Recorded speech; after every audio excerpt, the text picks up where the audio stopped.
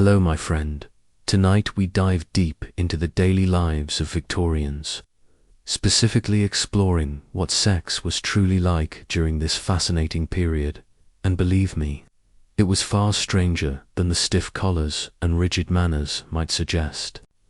Close your eyes for a moment and imagine yourself stepping into a bustling Victorian city, perhaps London, its streets shrouded in a persistent fog, the air thick with the scent of coal smoke and horse-drawn carriages. The gas lamps are just beginning to flicker to life, casting long, dancing shadows on cobblestone lanes. You hear the distant cries of street vendors, the clatter of boots on pavements, and perhaps the faint, hurried whispers of a couple disappearing into a darkened alleyway. You're about to embark on a journey that will strip away some of those romanticized notions about prim and proper Victorians, revealing a surprisingly bizarre and complex reality. You probably won't survive this journey with your innocent notions of Victorian intimacy entirely intact, but frankly, that's where the true adventure begins, isn't it? So, before you get comfortable, take a moment to like the video and subscribe, but only if you genuinely enjoy what I do here. And don't forget to drop your location and local time in the comments below. It's genuinely fascinating to see where everyone is tuning in from across the globe. Now, dim the lights, and let's ease into tonight's journey together. The Victorian Era, broadly spanning Queen Victoria's reign from 1837 to 1901, is often stereotyped as a time of extreme prudery and moral repression, particularly concerning sex. On the surface, this image holds true. Public discourse was characterized by a strict moral code, an emphasis on domesticity, and a pervasive silence around anything deemed sexually suggestive.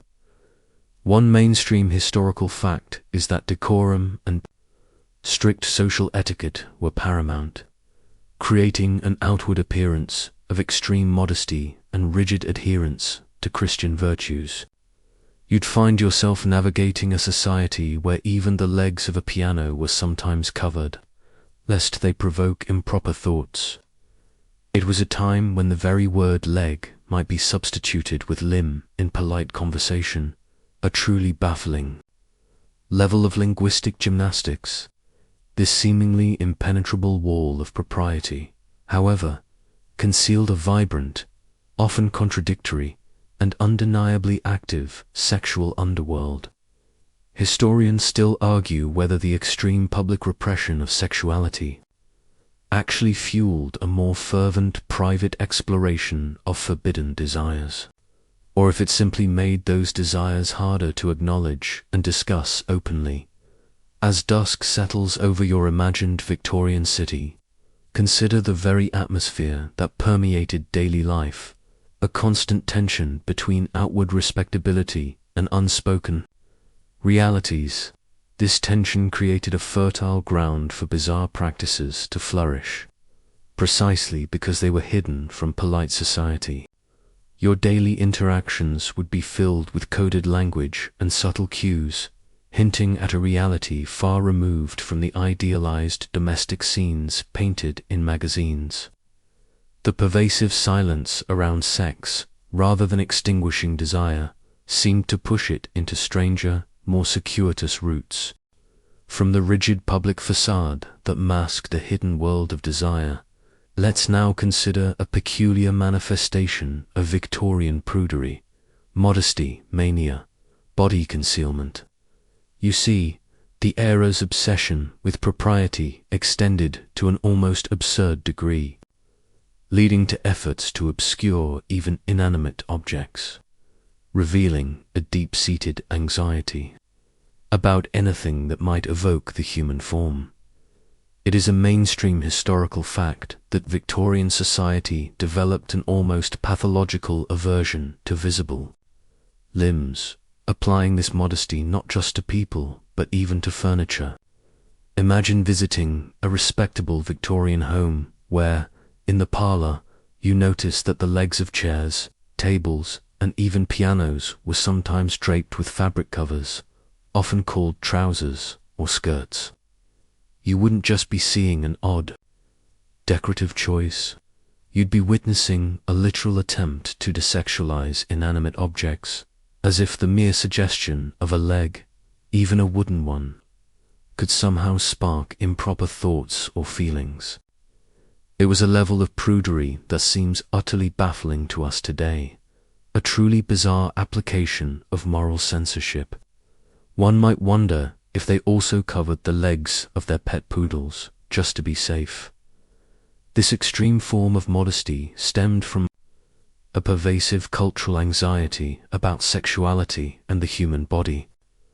The prevailing moral codes, heavily influenced by evangelical Protestantism, viewed the body, particularly the female body, as a potential source of temptation and sin. To expose any part of it, even metaphorically through furniture, was seen as indecent and potentially corrupting. This wasn't just about avoiding nudity. It was about sanitizing the very concept of physical form from the public consciousness. You'd be living in a world where an ankle, if accidentally revealed, could cause a scandal, demonstrating the extraordinary power attributed to even the smallest glimpse of the human shape. The drive for concealment also manifested in clothing, where layers upon layers of fabric were used to obscure the natural lines of the body, particularly for women. High necklines, long sleeves, and voluminous skirts created a silhouette that was anything but revealing. Yet, as we'll explore later, even within these constraints, subtle hints of sensuality could be conveyed. A quirky tidbit from the era is the widespread concern over bloomerism in the mid-19th century, where women who dared to wear trousers for practical reasons were met with ridicule and moral outrage, purely because it defied the established norms of female bodily concealment. This backlash against practical attire shows just how deeply ingrained the modesty mania truly was. Scholars today often debate whether this extreme modesty was primarily a top-down imposition by moral authorities, or if it was also embraced by a population genuinely anxious about the perceived moral decline of their society. It is plausible that while the most extreme examples, like covered piano legs, might have been confined to certain zealous households, the general impulse towards bodily concealment was deeply woven into the fabric of everyday Victorian life. For Victorians, their daily interactions were shaped by a pervasive, unspoken rule: the less seen, the less tempted, making the very act of existing in a body a constant negotiation with a society obsessed with what remained hidden. This intense focus on concealment, even of wooden limbs, truly underscores the era's unique and often peculiar relationship with sexuality. Moving beyond the almost comical lengths to which Victorians went to conceal legs, whether human or wooden, let's now delve into a more serious and indeed bizarre aspect of their intimate lives: medicalized sex, doctors' orders. You see, during this era, particularly for women, sexual health and even basic sexual desire were often removed from the private sphere and brought under the direct, and sometimes intrusive, purview of male physicians. It is a mainstream historical fact that Victorian medical discourse often categorized women's natural sexual desires as pathological, or at least highly problematic. Female sexuality, particularly independent desire or pleasure that wasn't strictly for procreation, was frequently viewed with suspicion, often labeled as a symptom of mental or physical illness. Imagine being a woman in the 19th century experiencing a normal sexual urge only for a doctor to diagnose it as a disorder needing treatment. You wouldn't just be dealing with your own feelings. You'd be confronting a medical establishment that was actively trying to suppress or control a fundamental part of your being, often with questionable methods. It was as if your very nature was a disease.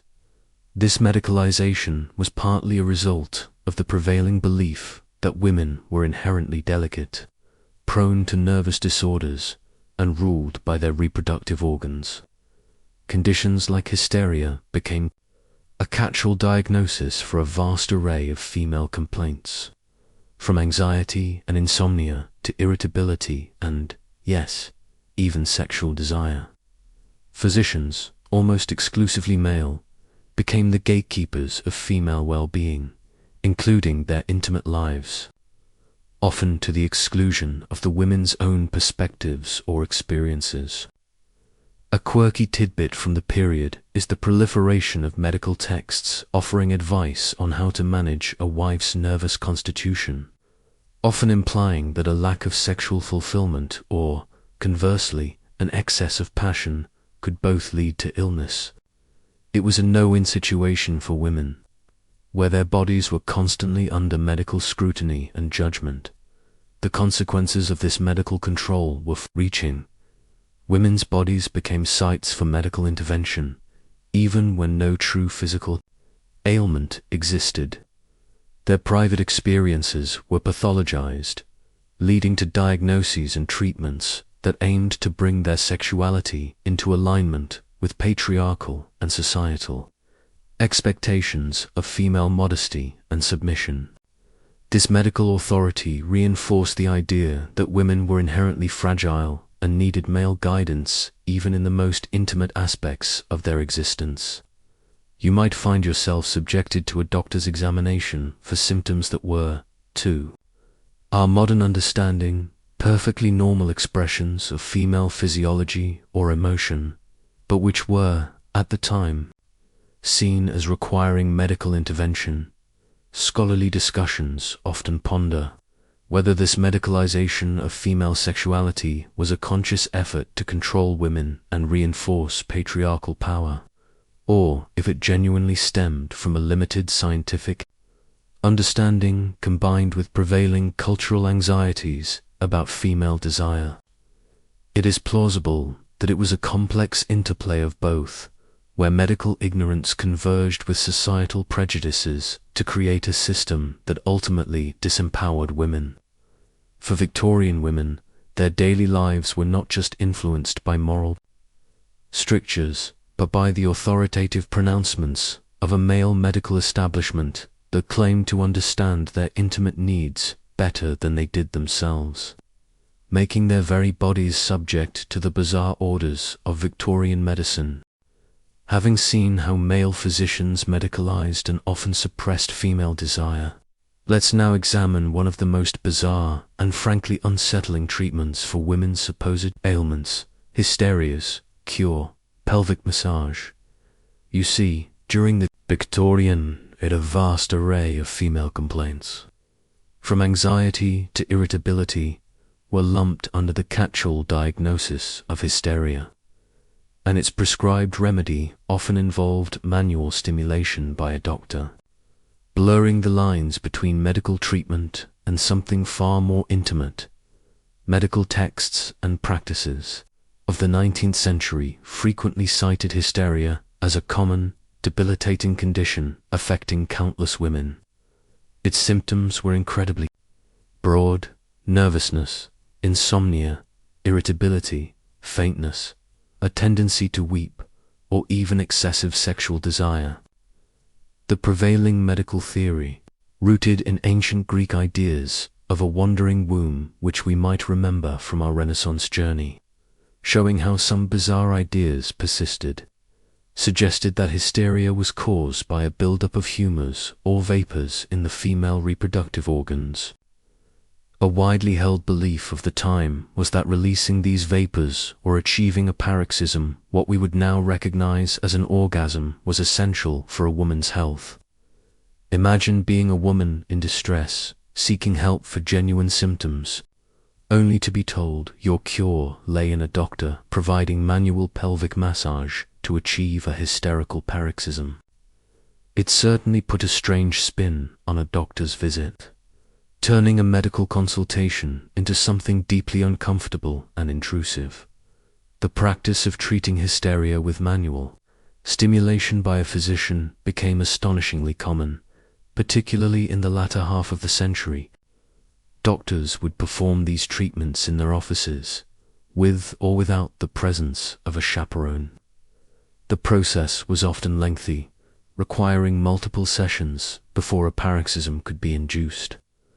This led to considerable fatigue for the physicians, prompting the invention of early electromechanical devices, like the vibrator, to mechanize the process. A curious tidbit is that these vibrators were initially marketed as legitimate medical instruments, designed to relieve doctors of the arduous manual labor involved in treating their hysterical female patients. It makes you wonder how long it took before someone, somewhere, realized the broader potential of these medical devices.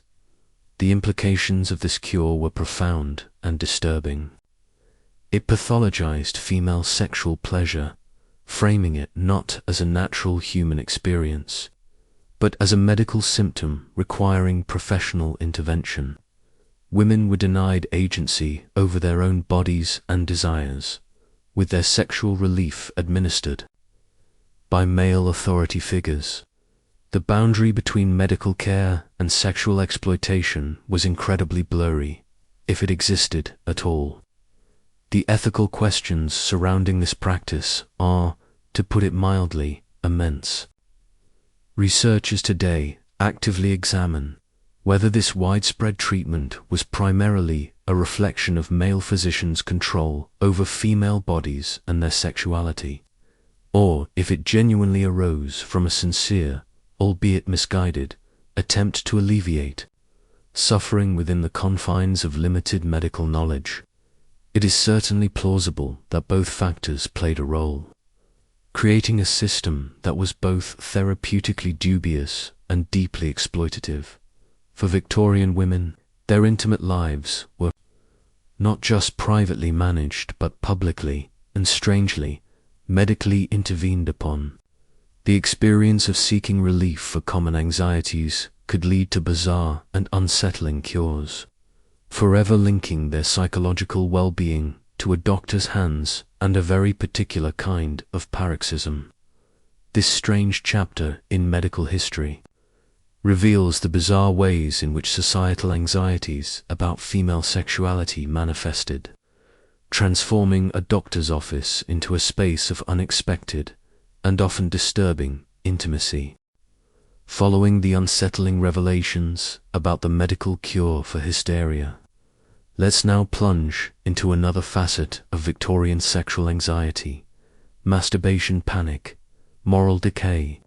You see, self-pleasure, particularly male masturbation, was viewed with an almost apocalyptic dread, believed to be the root cause of an astonishing array of physical and mental ailments, leading to truly bizarre methods of prevention and cure.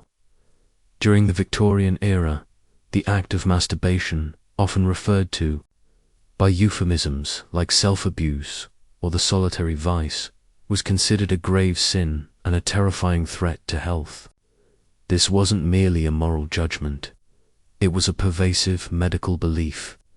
A widely documented historical truth reveals that medical literature of the time linked masturbation to an astounding list of afflictions, including insanity, blindness, epilepsy, consumption, tuberculosis, spinal degeneration, and even premature death. Imagine being a young person experiencing natural urges, only to be bombarded with terrifying warnings that such an act would literally drive you mad or kill. You wouldn't just be fighting personal desire, you'd be battling a fear instilled by doctors, parents, and moralists alike. A truly overwhelming psychological burden. This intense fear of masturbation stemmed from a complex mix of religious condemnation, nascent and often misguided medical theories, and societal anxieties about self-control, purity, and the proper channeling of vital energy. It was believed that seed was a precious fluid, and its waste through self-abuse led to a depletion of bodily strength and mental faculties. For women, the concern was often about loss of purity and the onset of hysteria, linking self-pleasure to their already medicalized sexuality.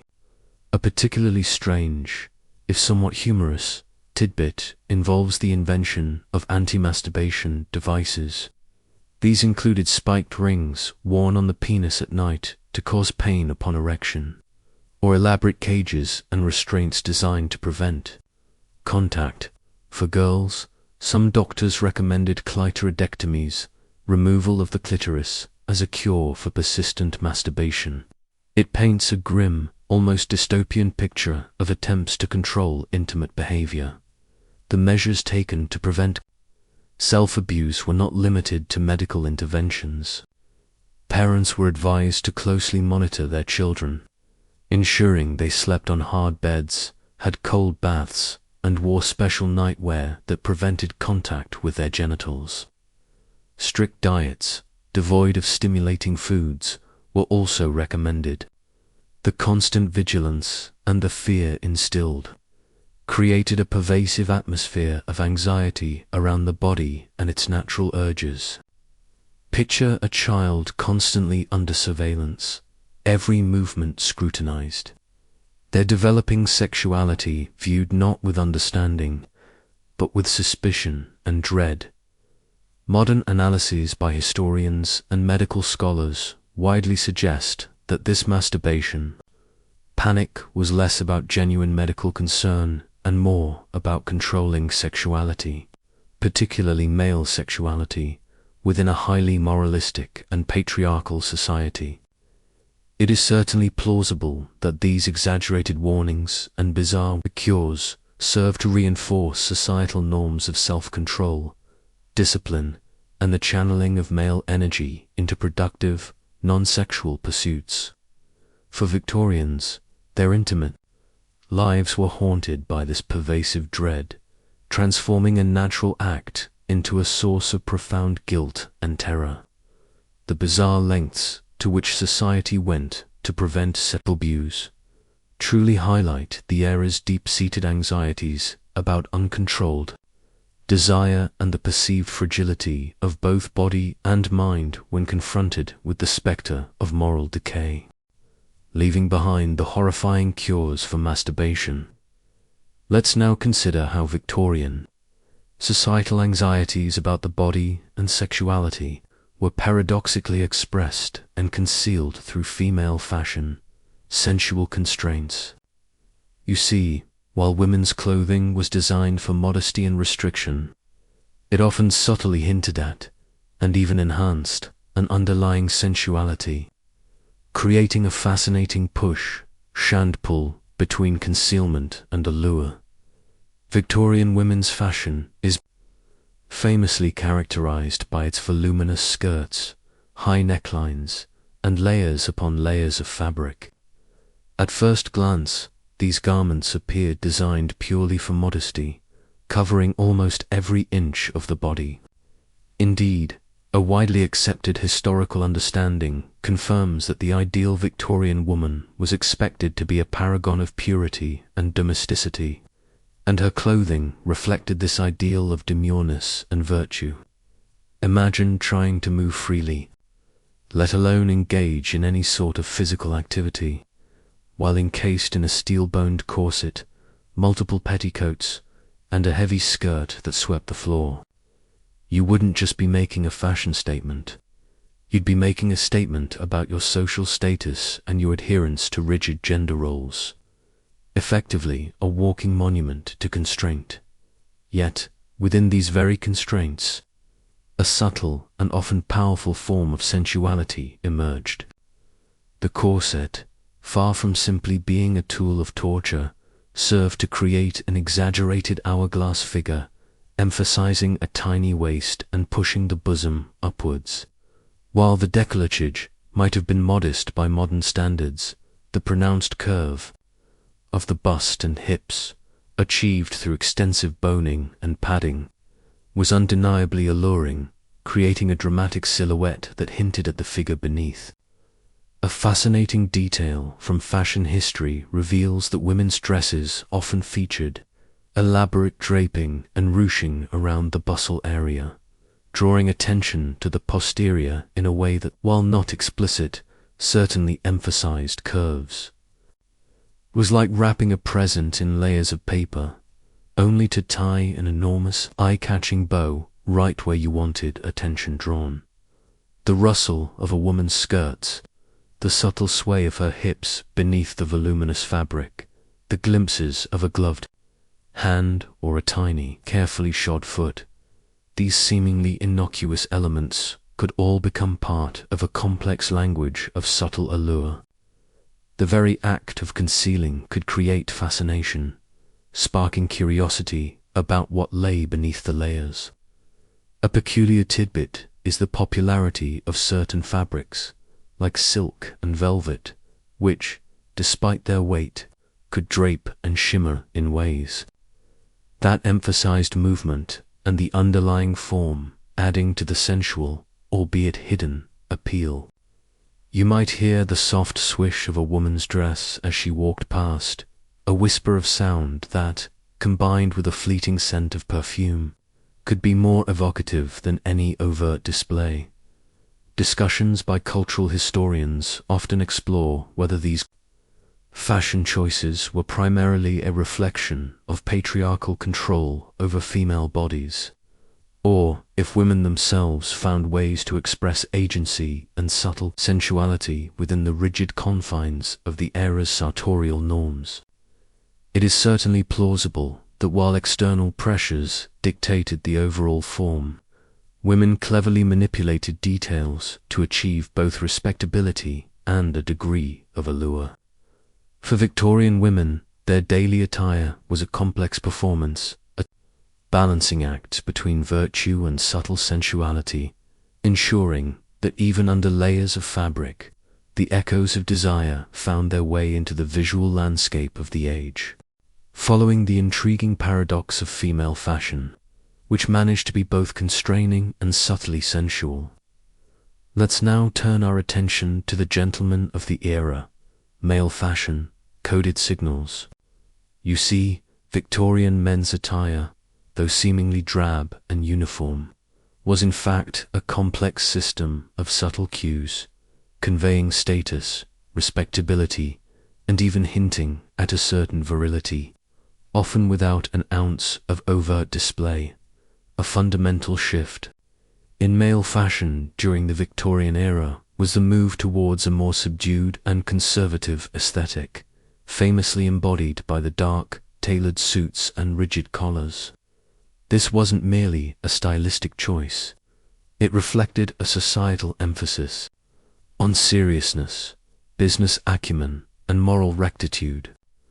A commonly accepted historical observation highlights that the flamboyant silks and bright colors of earlier centuries gave way to somber wools and precise tailoring, signaling the rise of the industrialist and the professional man. Imagine a sea of gentlemen in black frock coats and top hats moving through the city streets. You wouldn't just be seeing uniformity. You'd be witnessing a visual representation of self-control, discipline, and a subtle yet pervasive power. Yet, within this apparent uniformity, subtle elements of male fashion conveyed status and, by extension, a certain kind of appealing masculinity. The quality of the fabric, the precision of the tailoring, the cut of the coat sole spoke volumes about a man's wealth and position. A well-fitted suit, even in dark wool, emphasized broad shoulders and a narrow waist, hinting at an athletic or powerful physique beneath the fabric. The crispness of a white shirt, the knot of a perfectly tied cravat, or the shine of polished boots all contributed to an image of meticulous self-control and success. A fascinating detail from the sartorial history of the period is the increasing importance of the waistcoat vest, which, though partially concealed by the coat, offered opportunities for subtle patterns, colors, or watch chains, serving as a quiet point of individual expression within the otherwise rigid ensemble. It was like a secret handshake among gentlemen, signaling taste and status without a word. The subtle allure of male fashion also extended to accessories. A wet beard or mustache, a signet ring, or a perfectly chosen walking stick could all add to a man's perceived gravitas and attractiveness. These weren't overt displays of sensuality, but rather coded signals of maturity, reliability, and success, qualities that were highly desirable in a marriage partner. A quirky tidbit is the intense public debate over the hirsute problem. In the mid-19th century, with articles discussing the proper length and style of beards, and some advocating for shaving for reasons of hygiene or professionalism. This seemingly trivial debate underscores how even minor aspects of male appearance were imbued with significant social and even moral meaning, subtly contributing to perceptions of virility and character. Cultural analysts often explore whether the move towards more sober male attire was a conscious effort to differentiate serious male roles from the more decorative female roles, or if it reflected a broader societal shift towards industrialization and a less ostentatious display of wealth. It is certainly plausible that while the primary aim was to convey respectability and professionalism, the underlying physique and the subtle details of a well-dressed man still conveyed an undeniable, albeit constrained, masculine appeal. For Victorian men, their daily clothing was a carefully constructed performance, a silent language spoken through fabric and cut, allowing them to project an image of power, control, and a subdued yet distinct form of masculine allure. From the subtle, sartorial signals of Victorian men, let's now transition to a far less subtle and strictly forbidden visual medium that thrived underground: pornography, illicit delights. You see, despite the pervasive public prudery, a robust and clandestine market for explicit materials existed, providing a stark counterpoint to the era's outwardly rigid morality. The existence of Victorian pornography is a well-established historical reality, challenging the popular notion that the era was entirely devoid of explicit content. While publicly condemned and legally suppressed, print shops and underground networks produced a steady stream of erotic images, stories, and even peep show devices. Imagine a respectable gentleman, after a day of business, secretly slipping into a hidden room to peruse illicit etchings or a scandalous novella. You wouldn't just be witnessing a private act. You'd be seeing a direct rebellion against the pervasive moral code, a secret world where forbidden desires found visual expression. It was like a hidden current, flowing beneath the perfectly manicured lawns of Victorian society. Victorian pornography took many forms. Engravings, lithographs, and early photographs depicted nude figures, explicit sexual acts, and often scenarios involving cross-dressing, prostitution, or sadomasochism. These images were often crude by modern standards, but undeniably explicit for their time. Literary pornography, ranging from short stories to full-length novels, circulated in manuscript form or through clandestine printing presses. A fascinating detail from the era is the sheer volume of French postcards that were smuggled into Britain from continental Europe, often depicting women in suggestive poses or in various states of undress. These were eagerly sought after by collectors and played a significant role in the underground trade. It's almost as if the more society tried to suppress sexual imagery, the more inventive and widespread its illicit production became. The production and distribution of pornography were, of course, illegal and carried significant risks. including fines, imprisonment, and social ruin if discovered. This illegality often made the material even more alluring to those seeking forbidden thrills. Publishers and distributors operated in secrecy, using coded language and hidden networks to conduct their business, catering to a clientele that spanned all social classes, from the working man to the aristocracy. You might be a bookseller by day, discreetly slipping scandalous prints to a trusted client from under the counter. The thrill of the forbidden adding an extra layer of danger to your commercial transactions. Modern historians often analyze the content of Victorian pornography to understand the era's sexual anxieties, power dynamics, and societal desires that were suppressed in mainstream culture. Was it merely a reflection of male sexual fantasies, or did it also offer a hidden space for exploring taboo subjects and challenging prevailing norms, even if inadvertently? It is certainly plausible that while condemned, its very existence provided a crucial, albeit illicit, outlet for the sexual urges and curiosities that the moralistic society attempted to deny. For Victorians, their private lives, for some, included these forbidden delights, a testament to the enduring human drive to seek out and explore the depths of desire, even when doing so meant stepping far beyond the boundaries of respectable society. This pervasive, hidden market truly underscores the hypocrisy and complexity of Victorian sexual morality. From the hidden world of illicit pornography, let's now emerge into a far more visible, yet equally condemned, aspect of Victorian urban life: prostitution's rise. Urban necessity. You see, despite the era's fervent moralizing, commercial sex was an undeniable and pervasive reality in every Victorian city, driven by complex social and economic forces that made it an unavoidable presence. The widespread existence of prostitution in Victorian cities, from the teeming slums of London to the docks of Liverpool, is a well-established historical fact. It was an omnipresent feature of urban landscapes, often operating openly in certain districts, despite constant attempts by authorities and moral reformers to suppress it.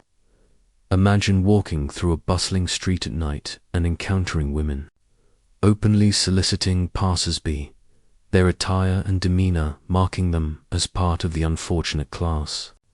You wouldn't just be observing a social ill, you'd be witnessing a stark reflection of economic desperation and the unmet sexual demands of a society with rigid social norms. It was a visible wound on the face of Victorian respectability, a constant, uncomfortable reminder of unaddressed societal issues. The sheer scale of prostitution was staggering. Estimates for London alone ranged from tens of thousands to as many as 80,000 prostitutes at various points in the century. Although precise figures are difficult to ascertain due to the clandestine nature of the trade, the motivations for women entering prostitution were overwhelmingly economic.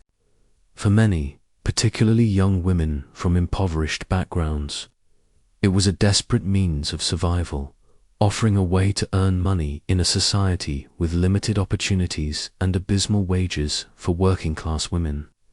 A poignant detail from historical accounts shows that factory girls or domestic servants, earning barely enough to survive, might turn to prostitution intermittently just to buy food or avoid the workhouse. It was a bleak choice between two harsh realities. The demand for prostitution was equally robust.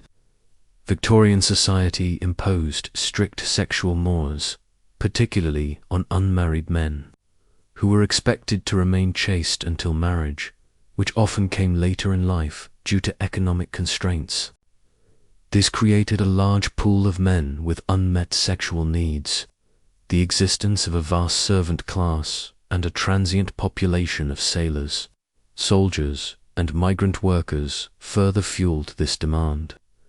A quirky tidbit from the era is the prevalence of flash houses or dens of iniquity, which were often disguised as seemingly respectable pubs or coffee houses, but secretly served as places for prostitutes to meet clients.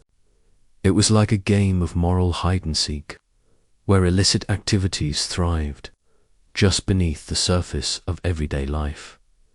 Historians widely discuss whether the widespread presence of prostitution during the Victorian era served as a safety valve for male sexual urges, thereby supposedly protecting respectable women from assault, or if it simply exacerbated the exploitation of vulnerable women. It is plausible that while moralists condemned it, pragmatic officials often tolerated its existence, recognizing it as an inevitable, if unpleasant, consequence of urban life and societal pressures. For Victorians, their daily lives, whether they admitted it or not, were lived in a society where commercial sex was a pervasive, undeniable, and often tragic reality, a stark symbol of the deep contradictions that lay beneath the era's polished exterior. From the widespread and often desperate reality of prostitution, let's now turn to a particularly chilling example of the Victorian state's response: contagious diseases, acts, targeted women. You see, these parliamentary acts, ostensibly aimed at controlling venereal disease, created a system that brutally policed and dehumanized women suspected of being prostitutes, stripping them of their basic rights.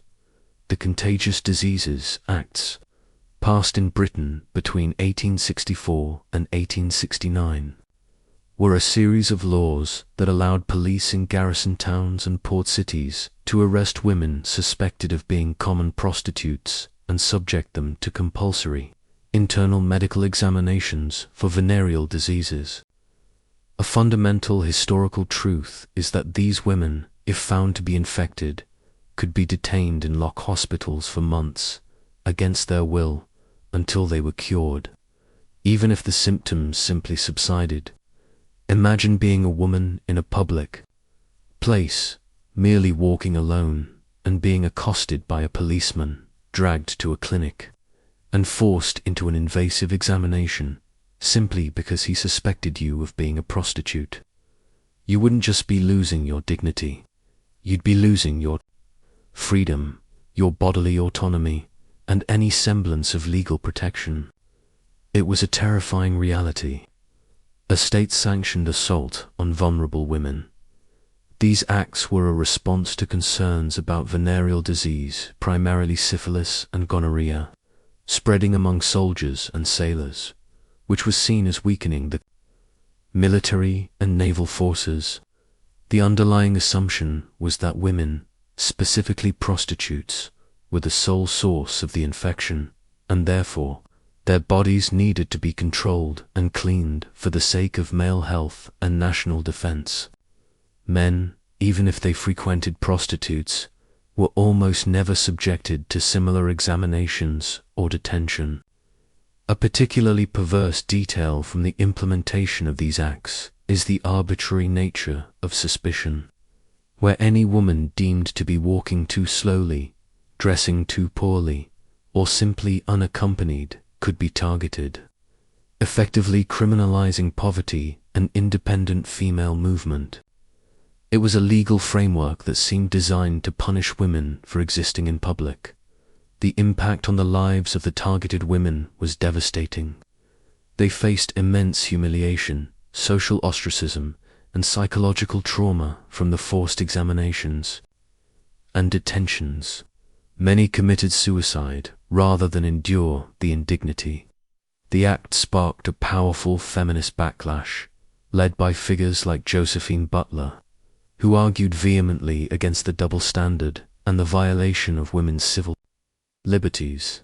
This reform movement eventually led to the repeal of the acts.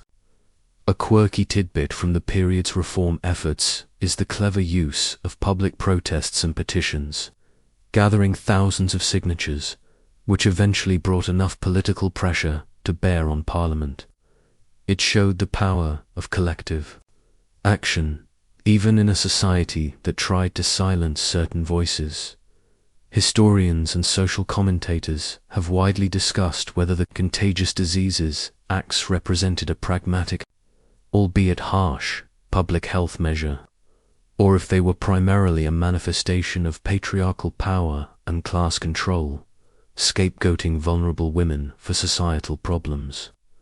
It is certainly plausible that while public health was cited, the underlying motivations were rooted in a desire to control female sexuality and maintain social order. For Victorian women suspected of prostitution, their daily lives were lived under the constant threat of these invasive laws, turning their bodies into battlegrounds for state control and moral purity, making intimacy a dangerous profession with devastating, state-imposed consequences. The legacy of these acts serves as a chilling reminder of how societal anxieties can manifest in the brutal suppression of human rights. From the oppressive reach of the Contagious Diseases Acts, which policed women's bodies at home, let's now look outward. To where some Victorians sought sexual freedoms beyond rigid British morality, sex tourism, abroad adventures, you see, for those with the means, continental Europe, particularly cities like Paris and Brussels, offered a stark contrast to Britain's prudery, becoming destinations for illicit pleasures and less constrained expressions of desire. The phenomenon of Victorians traveling abroad specifically for sexual encounters is a well-documented historical truth. While Britain was grappling with its strict moral codes, cities on the continent, especially Paris, cultivated a reputation for being more liberal, sophisticated, and tolerant of various forms of sexual expression.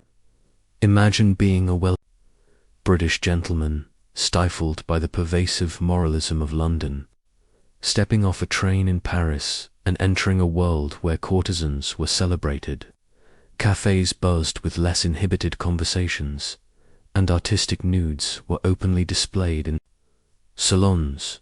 You wouldn't just be on vacation. You'd be entering a zone of moral liberation, where the rules you lived by at home seemed to momentarily dissolve. It was like swapping a stiff suit for a silk dressing gown, much more comfortable, and certainly more revealing. Paris, in particular, was renowned for its diverse offerings. From grand opera houses with private boxes where discreet assignations could be made, to specialized brothels known as maisons de tolerance or houses of tolerance that catered to various tastes and budgets. The city provided a spectrum of sexual services. Wealthier clients could even arrange for long-term arrangements with courtesans who offered companionship beyond mere physical intimacy.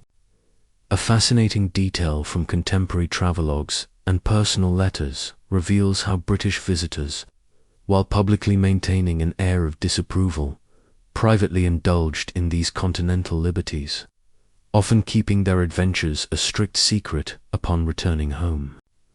It was a classic case of what happens in Paris stays in Paris.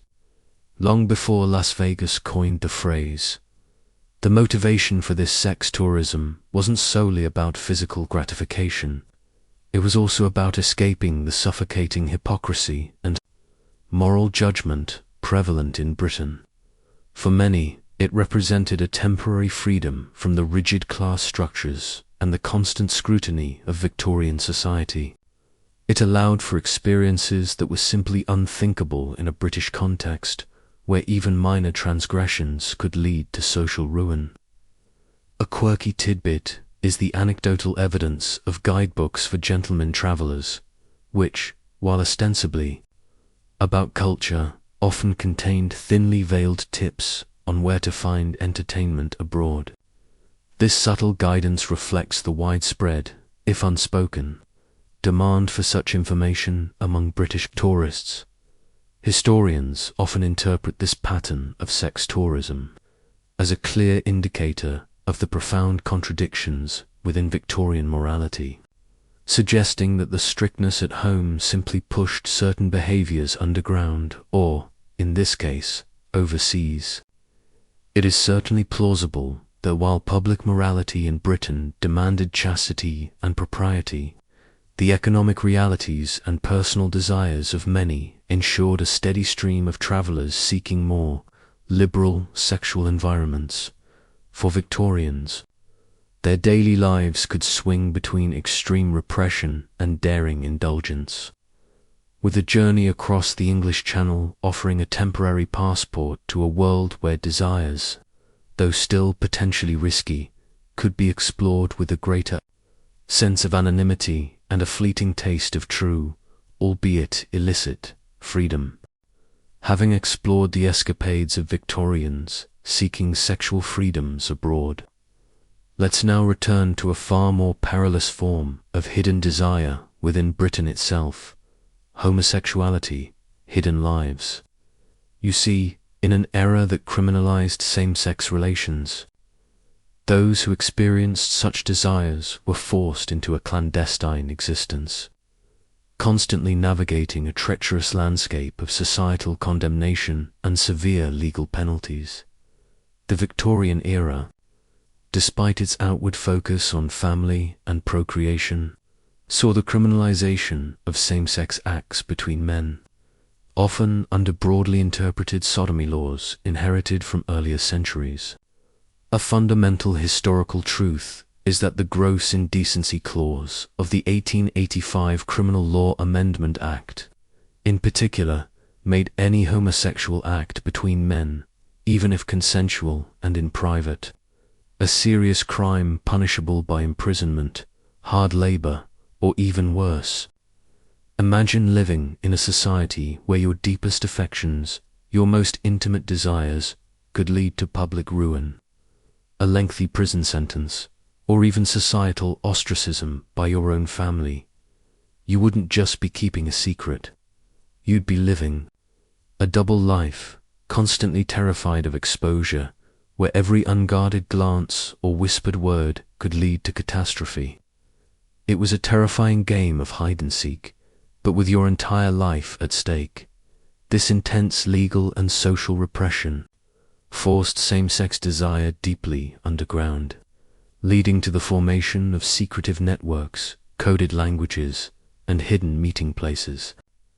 Men who sought intimate relationships with other men often frequented specific pubs, parks, or even public toilets known as cottages, where they could find discreet encounters. The risk was immense, as police sometimes employed plainclothes officers to entrap and arrest men. A haunting detail from historical records includes the infamous trials of Oscar Wilde, whose public downfall in the late 19th century served as a stark warning to others, illustrating the devastating consequences of exposure.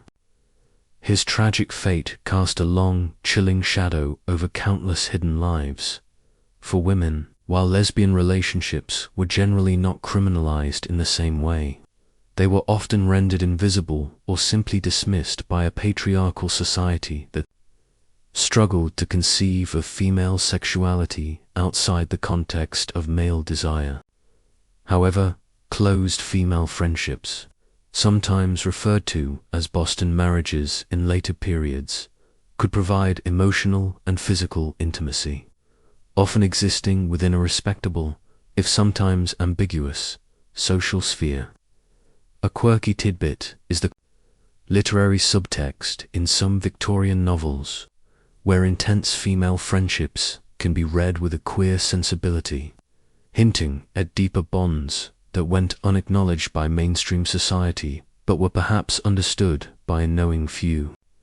It's like finding secret messages hidden within plain sight. Historians grapple with the challenge of reconstructing these hidden lives, often relying on fragmented legal documents, private diaries, or coded literary references. The inherent secrecy means much remains unknown. It is certainly a profound point of discussion whether the extreme criminalization of homosexuality in Victorian Britain primarily suppressed same-sex acts, or if it merely drove them underground, fostering subcultures and networks that, despite their dangers, provided vital spaces for expression and connection. For Victorians who felt this forbidden attraction, their daily lives were a constant negotiation between authentic desire and the crushing weight of societal judgment, a testament to the human spirit's resilience in the face of profound adversity. Their stories, though often silenced, offer a poignant glimpse into a world of courage, secrecy, and often heartbreaking loss. Stepping from the perilous world of hidden homosexual lives, let's now consider another form of challenging gender norms that often intersected with clandestine desires: cross-dressing, gender bending. You see, for some Victorians, donning the clothing of the opposite sex was not merely a theatrical performance, but a deeply personal expression, often tied to their sexuality and operating on the fringes of acceptable society. The act of cross-dressing, whether for entertainment or personal expression, existed throughout the Victorian era, defying the rigid gender roles so strongly enforced. This wasn't just about men occasionally dressing as women for comedic performances in music halls. It encompassed individuals who regularly wore clothing of the opposite sex in private, or sometimes even ventured into public in disguise. A notable historical fact is the existence of molly houses or secret clubs where men could gather in drag, providing a rare space for gender expression and same-sex socializing away from the prying eyes of the law. Imagine stepping into a dimly lit room, perhaps above a pub, and finding men transformed by gowns, wigs, and makeup, creating a temporary, vibrant world where societal rules about gender dissolved. You wouldn't just be witnessing a performance. You'd be seeing a desperate yearning for authenticity, a brief escape from the crushing weight of conformity. The motivations for cross-dressing were diverse and complex. For some, it was a form of sexual expression intimately linked to their homosexual desires, providing an outlet for intimacy with partners who might also participate in gender nonconformity. For others, it might have been an exploration of gender identity, a way to feel more themselves in a restrictive society. And for some, particularly working-class women, it offered practical advantages, allowing them to gain access to male-dominated spaces or jobs, or simply to move through the city with less harassment. A quirky tidbit from police records includes instances of women arrested for disguising themselves as men, not always for illicit purposes, but sometimes simply to find work or travel more safely. It shows how the boundaries of gender were sometimes crossed out of sheer necessity as well as desire. However, the act of cross-dressing was often fraught with danger. It directly challenged Victorian norms of gender presentation, which were inextricably linked to morality and social order. Discovery could lead to social ostracism, public humiliation, and even legal repercussions, especially if combined with charges of gross indecency for men. The authorities, particularly the police, viewed cross-dressing with deep suspicion, associating it with vice, immorality, and sexual perversion. You might find yourself constantly looking over your shoulder, terrified that a suspicious glance from a passerby or a sharp-edged constable could expose your secret, leading to your ruin. Scholars widely discuss whether the prevalence of cross-dressing in the Victorian era indicates a hidden fluidity of gender identity and sexual expression beneath the surface of a seemingly rigid society, or if it was primarily a transgressive act of rebellion against strict social norms. It is certainly plausible that while many engaged in it for personal or sexual reasons, The very act of defying gendered clothing was inherently radical in a society that relied so heavily on visual cues for social categorization. For who chose to bend these gender boundaries. Their daily lives were a daring tightrope walk between self-expression and profound danger, making their intimate desires and identities a constant act of defiance against a society that demanded conformity. Above all else, following the fascinating, yet dangerous, exploration of cross-dressing, let's now delve into an even more specialized and less conventional aspect of Victorian desire: fetish objects, unconventional arousal. You see, amidst the era's pervasive prudery, certain individuals found intense sexual arousal in non-traditional items, specific body parts, or even unusual scenarios, demonstrating the complex and often hidden landscape of human sexuality. The concept of fetishism, while not formally defined as a psychological term until later, was undoubtedly present in the Victorian era. People developed strong sexual attractions to objects, materials, or specific non-genital body parts that fell outside the scope of conventional desire. A mainstream historical observation is that the era's strict clothing, which covered so much of the body, paradoxically seemed to heighten the erotic allure of what was visible, or what was hinted at beneath the layers. Imagine a gentleman fixated not on a woman's face, but on the delicate curve of her ankle emerging from beneath a voluminous skirt, or the tiny, impractical buttons of her glove. You wouldn't just be seeing an aesthetic appreciation, you'd be witnessing a specific, often unspoken, sexual preoccupation, a private world of unusual stimulation. Common fetish objects or areas of focus often included feet and shoes, particularly the delicate high-arched shoes worn by women, which were seen as symbols of femininity and vulnerability. Gloves, especially long, elegant ones, also held a particular allure, hinting at the hands and arms beneath without fully revealing them. Similarly, the tight lacing of corsets could be a source of arousal, emphasizing the constriction and transformation of the female form. A curious detail from private collections and underground erotic literature of the time reveals illustrations and narratives specifically centered around these objects, confirming their role as focal points for desire.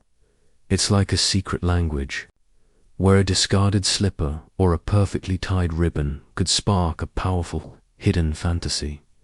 The very act of concealment, so central to Victorian fashion, inadvertently fueled these particular fetishisms. By hiding the body, society inadvertently amplified the erotic charge of the few elements that remained visible or could be imagined. The elaborate undergarments, corsets, petticoats, bustles became objects of fascination in themselves, symbolizing the layers of propriety that hinted at the forbidden within. A quirky tidbit from the medical literature often intertwined with moralizing mentions instances of men being treated for unusual sexual fixations, suggesting that these fetishes, though hidden, were present enough to concern the medical establishment. You might find a doctor scratching his head over a patient's unusual confession, trying to categorize a desire that simply didn't fit into his conventional understanding of passion.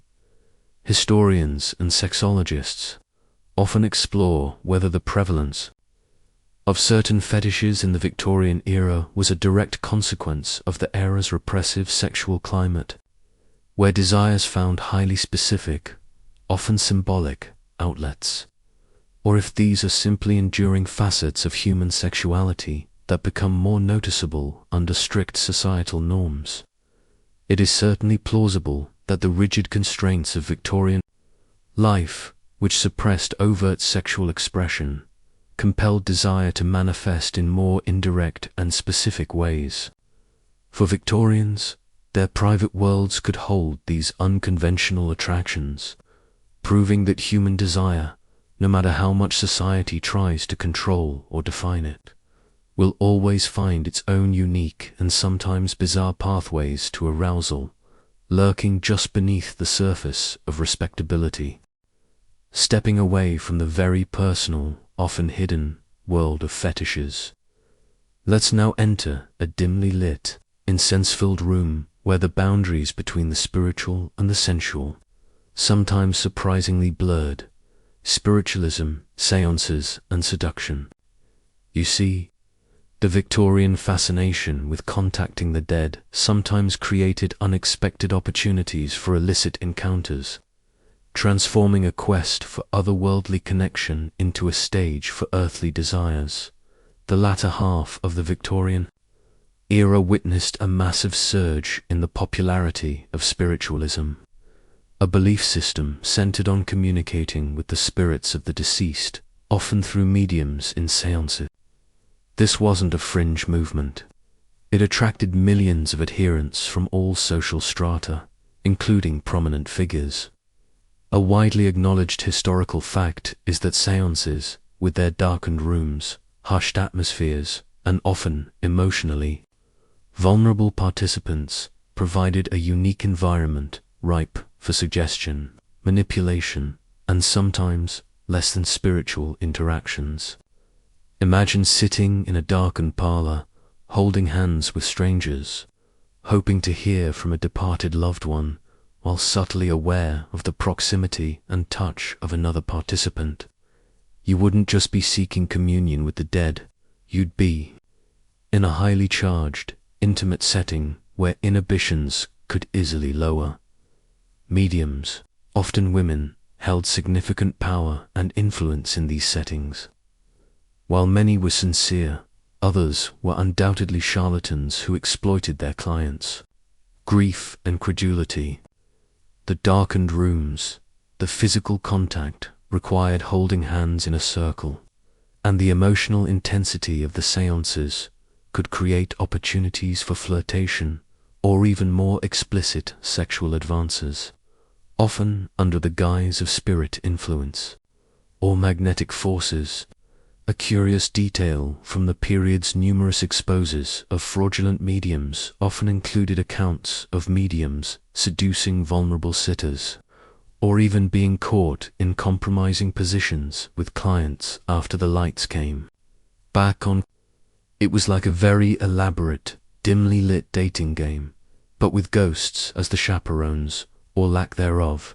The allure of spiritualism was not just about contacting the dead. It also offered a sanctioned space for physical touch and emotional intimacy. In a society that was otherwise incredibly buttoned up, for individuals starved of physical connection, the darkness and ritual of a séance could provide an opportunity for forbidden contact, a hand squeeze that lingered, or a knee brushing against another. A quirky tidbit from the annals of spiritualism includes reports of spirit materializations that sometimes involved nude or semi-nude figures appearing in the séance room, often later revealed to be the medium or an accomplice, further blurring the lines between spiritual phenomena and deliberate sexual display. You might pay good money to speak to your deceased aunt, only to find yourself witnessing something far more earthly and unexpected. Scholars, today, often debate whether the sexual undertones of some spiritualist practices were an intentional feature used by unscrupulous mediums, or if they were an inevitable consequence of placing vulnerable individuals in highly intimate and emotionally charged environments. It is certainly plausible that for some, the séance offered a rare, socially acceptable arena for physical closeness and emotional release that bordered on the erotic, safely distanced by the veil of the supernatural. For Victorians, their daily lives, driven by a yearning for connection beyond the grave, inadvertently created spaces where the deepest human desires, both spiritual and carnal, could intersect in ways that were both bizarre and undeniably alluring, making seances not just a channel to the afterlife, but occasionally a conduit for earthly seduction. Stepping out of the dimly lit seance rooms, where spirits and desires mingled, let's now confront a far more disturbing reality of Victorian intimate life: child marriage, disturbing reality. You see, despite the pervasive moralizing about purity and innocence, the legal age of consent during much of the era was shockingly low, allowing for unions that, to modern eyes, were deeply unsettling and exploitative. The legal framework surrounding marriage and sexual consent in Victorian Britain was, by today's standards, truly alarming. For much of the 19th century, the legal age of consent for girls in England was 12 years old, and even lower for boys. A sobering historical truth is that while actual child marriages, where children physically married, were becoming less common, these low ages meant that sexual relations with children above this age were not considered rape under the law, provided there was consent, however coerced or nominal that consent might be. Imagine a society where a girl barely in her teens could legally agree to sexual acts, her youth and vulnerability offering little protection under the law. You wouldn't just be witnessing an outdated legal system. You'd be seeing a profound societal failure to safeguard its most vulnerable members. A truly disturbing aspect of their intimate world. This incredibly low age of consent was a legacy of older common law, which primarily focused on the capacity for procreation rather than mature understanding or agency, while moral reformers eventually campaigned for its increase. The resistance was often fierce, highlighting deeply entrenched beliefs about childhood and female sexuality. A particularly unsettling detail from historical records includes cases where older men were acquitted of what we would now consider child molestation simply because the victim was above the legal age of 12, even if she was clearly still a child. It casts a dark shadow over the era's claims of moral uprightness. The consequences of this legal loophole were profound. While not necessarily common, cases of young girls being coerced or exploited into sexual relationships by much older men, sometimes under the guise of courtship or early marriage, were a grim reality. For girls from impoverished families who might be forced into work at a young age, the vulnerability was even greater. A quirky tidbit, albeit a grim one, is the fierce public campaigns waged by social reformers like William Thomas Stead, whose sensational expose the maiden tribute of modern Babylon in 1885, vividly illustrated the ease with which young girls could be bought and exploited in London, forcing Parliament to finally raise the age of consent to 16. His journalistic bravery, though controversial, exposed the rot beneath the veneer of Victorian respectability.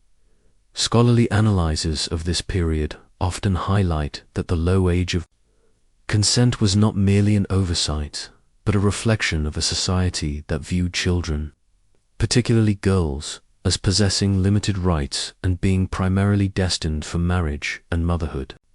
It is certainly plausible that while many Victorians found such unions disturbing, the legal framework lagged behind evolving social sensibilities, allowing for deeply exploitative situations to persist. For Victorian society, this bizarre legal reality meant that the innocence of childhood was often unprotected, transforming the concept of consent into a chilling legal fiction and underscoring the stark, often brutal, power imbalances that shaped intimate lives, particularly for the young and vulnerable. Having explored the unsettling reality of child marriage and consent laws, let's now venture into an even more discreet, yet equally fascinating, aspect of Victorian intimate arrangements: sexual surrogacy, quiet arrangements. You see, in an era where societal pressure to produce heirs was immense, and traditional notions of marital intimacy were rigid, wealthy couples sometimes resorted to highly unconventional, often unspoken, methods to ensure the continuation of their lineage. In Victorian high society, the expectation for a married couple, particularly the male head of the household, was to produce legitimate heirs to inherit property, titles, and social standing. When a wife was infertile, or if the husband himself was deemed incapable, a far less commonly acknowledged issue, remember, due to male pride and medical ignorance, the pressure could become immense. A mainstream historical observation suggests that while adoption as we know it was not common for upper classes due to concerns about bloodline, desperate measures might be taken to ensure an heir. Imagine being a wealthy couple facing the social disgrace of childlessness, knowing that your entire legacy hinged on producing an offspring. You wouldn't just be dealing with personal disappointment, you'd be confronting immense family and societal pressure to secure the future of your lineage, leading to highly unconventional solutions. One such highly sensitive and rarely documented quiet arrangement could involve a form of sexual surrogacy, though not in the modern therapeutic sense. This might entail a husband discreetly fathering a child with another woman, often a servant or a woman of lower social standing, with the child then brought into the marital home and raised as the legitimate offspring of the infertile wife. The true parentage would be a closely guarded secret, known only to a very select few, if anyone. A particularly delicate detail from some family histories, pieced together through careful genealogical research and whispered anecdotes, hints at instances where a niece or ward mysteriously appeared in the household, bearing an uncanny resemblance to the master of the house, raising quiet suspicions among the servants but never openly discussed. It was a bizarre, unspoken agreement, a solution born of desperation and social pressure. The risks involved were enormous, for both the couple and the surrogate mother. If the truth were ever exposed, it would bring immense scandal, disgrace, and could even challenge the child's legitimacy, throwing the entire family's status into turmoil. For the surrogate mother, often a vulnerable woman with few options, the arrangement offered a temporary reprieve from poverty but little security or recognition of her role. A quirky tidbit, reflecting the era's medical naivete, is the belief that a woman could be impregnated by imagination or through some non-physical means, which might have provided a convenient, though medically absurd cover story for an unexpected pregnancy within the household. It shows how far people might go to preserve appearances. Modern researchers face immense difficulty in substantiating such practices due to the extreme secrecy surrounding them. Documents are rare, and accounts are almost always anecdotal or speculative. However, it is certainly plausible that, in a society so obsessed with lineage and male inheritance, such discreet and ethically questionable arrangements sometimes took place, driven by the intense societal pressures to produce an heir at all costs. For wealthy Victorians, their intimate lives could be twisted by the overwhelming demands of legacy, turning procreation into a clandestine, almost contractual affair, where the traditional boundaries of marriage and family were stretched to bizarre and often exploitative limits. From the veiled complexities of sexual surrogacy, let's now step into the more overt, yet equally varied, commercial landscapes of desire: brothels, diverse establishments. You see, Victorian cities, despite their moralistic facade, were rife with houses of ill repute, ranging from opulent, high-class establishments catering to the elite to squalid, dangerous dens in the poorest districts. The sheer variety of brothels, catering to every social class and every conceivable budget is a well-documented historical truth of Victorian urban life. This wasn't a monolithic industry. It was a vast, stratified ecosystem of commercial sex. Imagine walking through different districts of a Victorian city, from the grand, gaslit avenues to the dark, narrow alleys.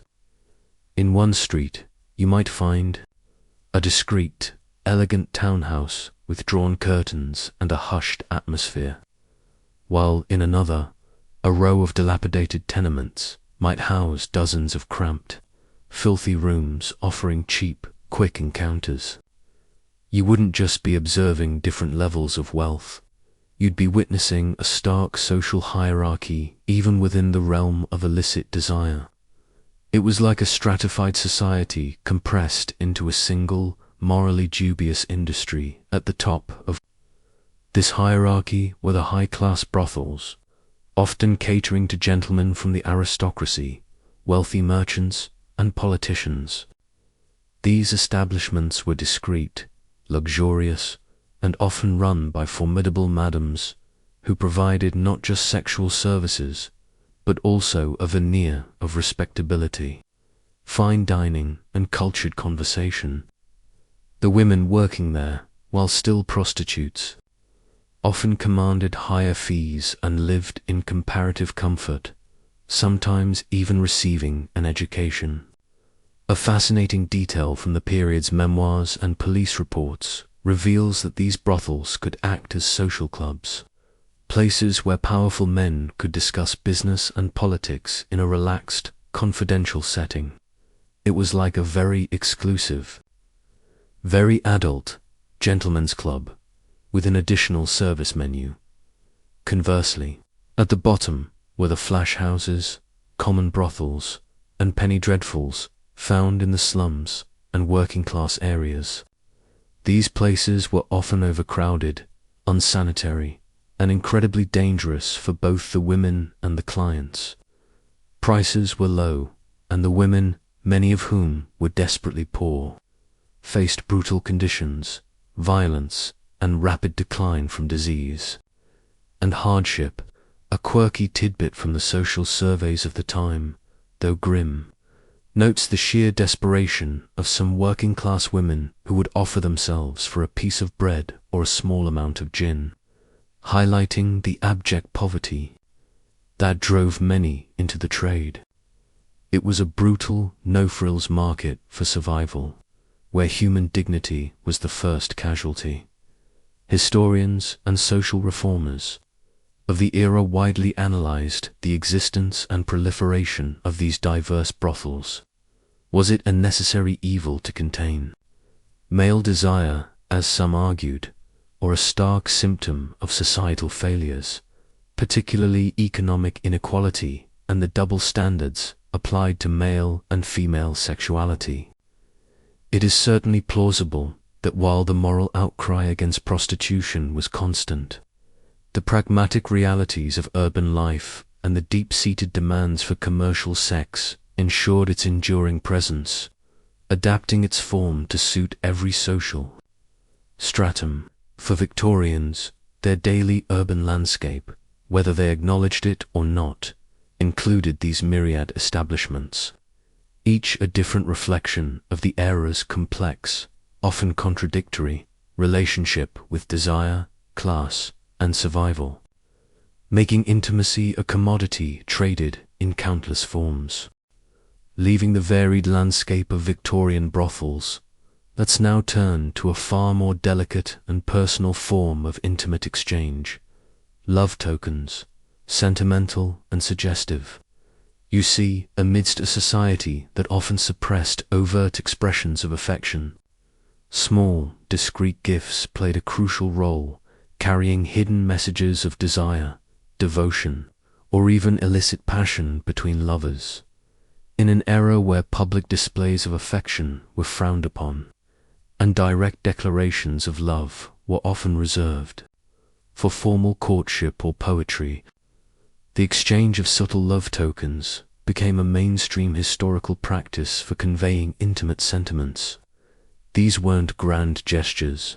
They were often small, personal objects imbued with deep meaning, acting as silent messengers of the heart.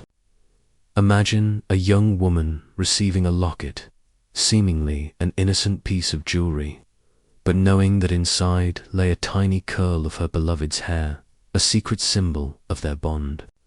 You wouldn't just be holding an object, you'd be holding a coded message, a tangible piece of a clandestine romance. It was like a Victorian emoji, but far more elegant and likely to cause a scandal if discovered by the wrong person. These tokens could take many forms: miniature portraits, locks of hair, pressed flowers, small engraved rings, or even elaborately folded paper notes known as billet stew were common. The value wasn't necessarily in the material cost, but in the sentiment and the hidden meaning. Often, these items were kept secretly, tucked away in a drawer, a hidden pocket, or a cherished book. Their significance known only to the giver and receiver.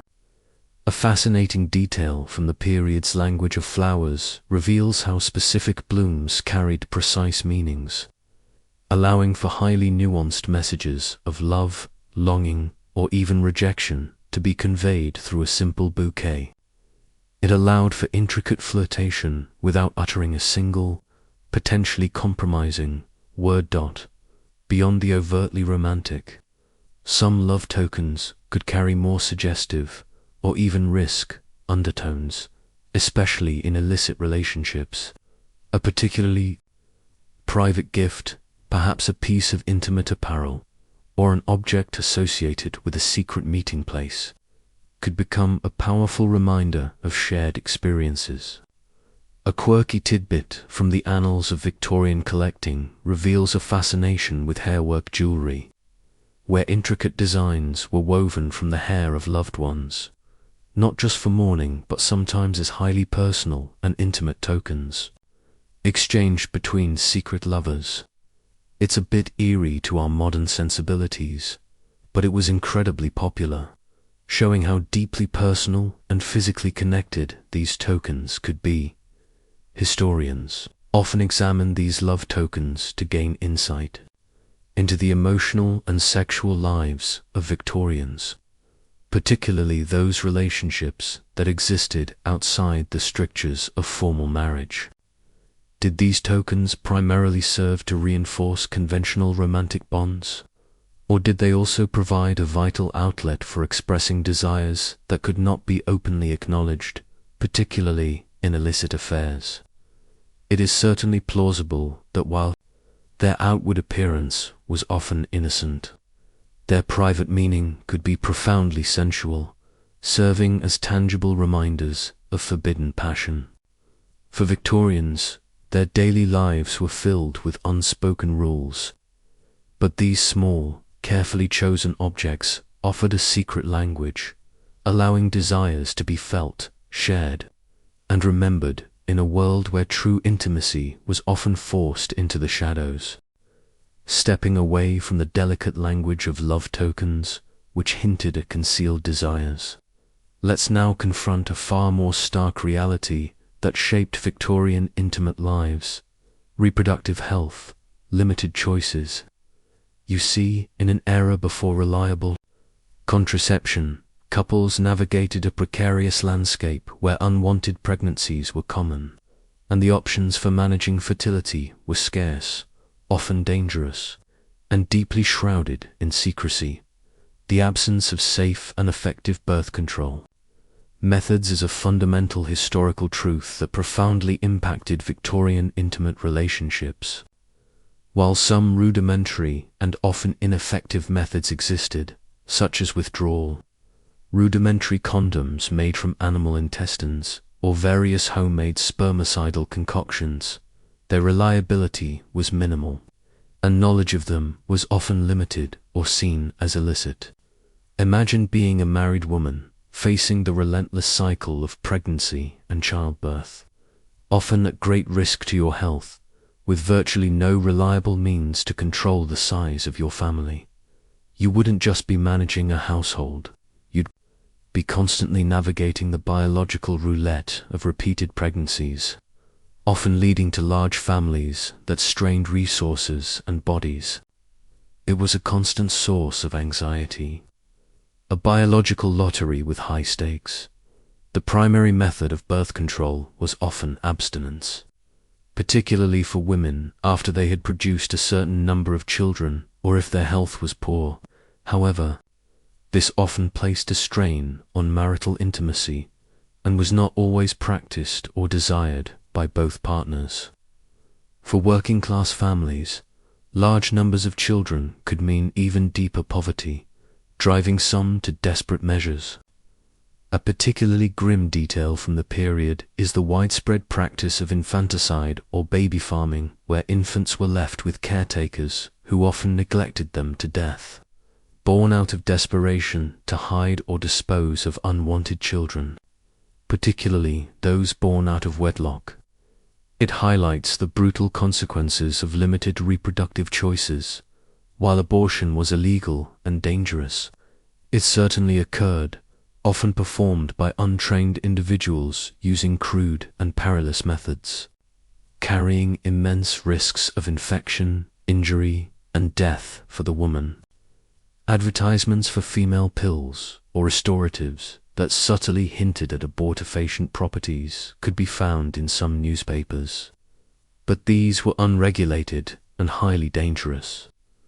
A quirky tidbit from the medical underworld is the existence of penny dreadful manuals, cheaply printed booklets that sometimes contained dangerous folk recipes for inducing abortion, reflecting the desperate search for solutions outside legal and safe channels. It shows how the lack of proper medical care forced women into incredibly risky, life-threatening choices. Historians widely discuss whether the limited reproductive choices primarily reinforced traditional gender roles by chaining women to endless childbearing, or if women actively, albeit secretly and dangerously, sought to gain some control over their fertility through whatever means available. It is certainly plausible that despite the moral and legal constraints, the intense personal and economic pressures of large families meant that individuals, particularly women, engaged in covert and often risky practices to limit births. 4. Victorians, their intimate lives were defined not just by desire, but by the overwhelming spectre of uncontrolled fertility, turning the act of procreation into a gamble with profound and often tragic consequences, forcing individuals into a dark web of desperate and dangerous choices.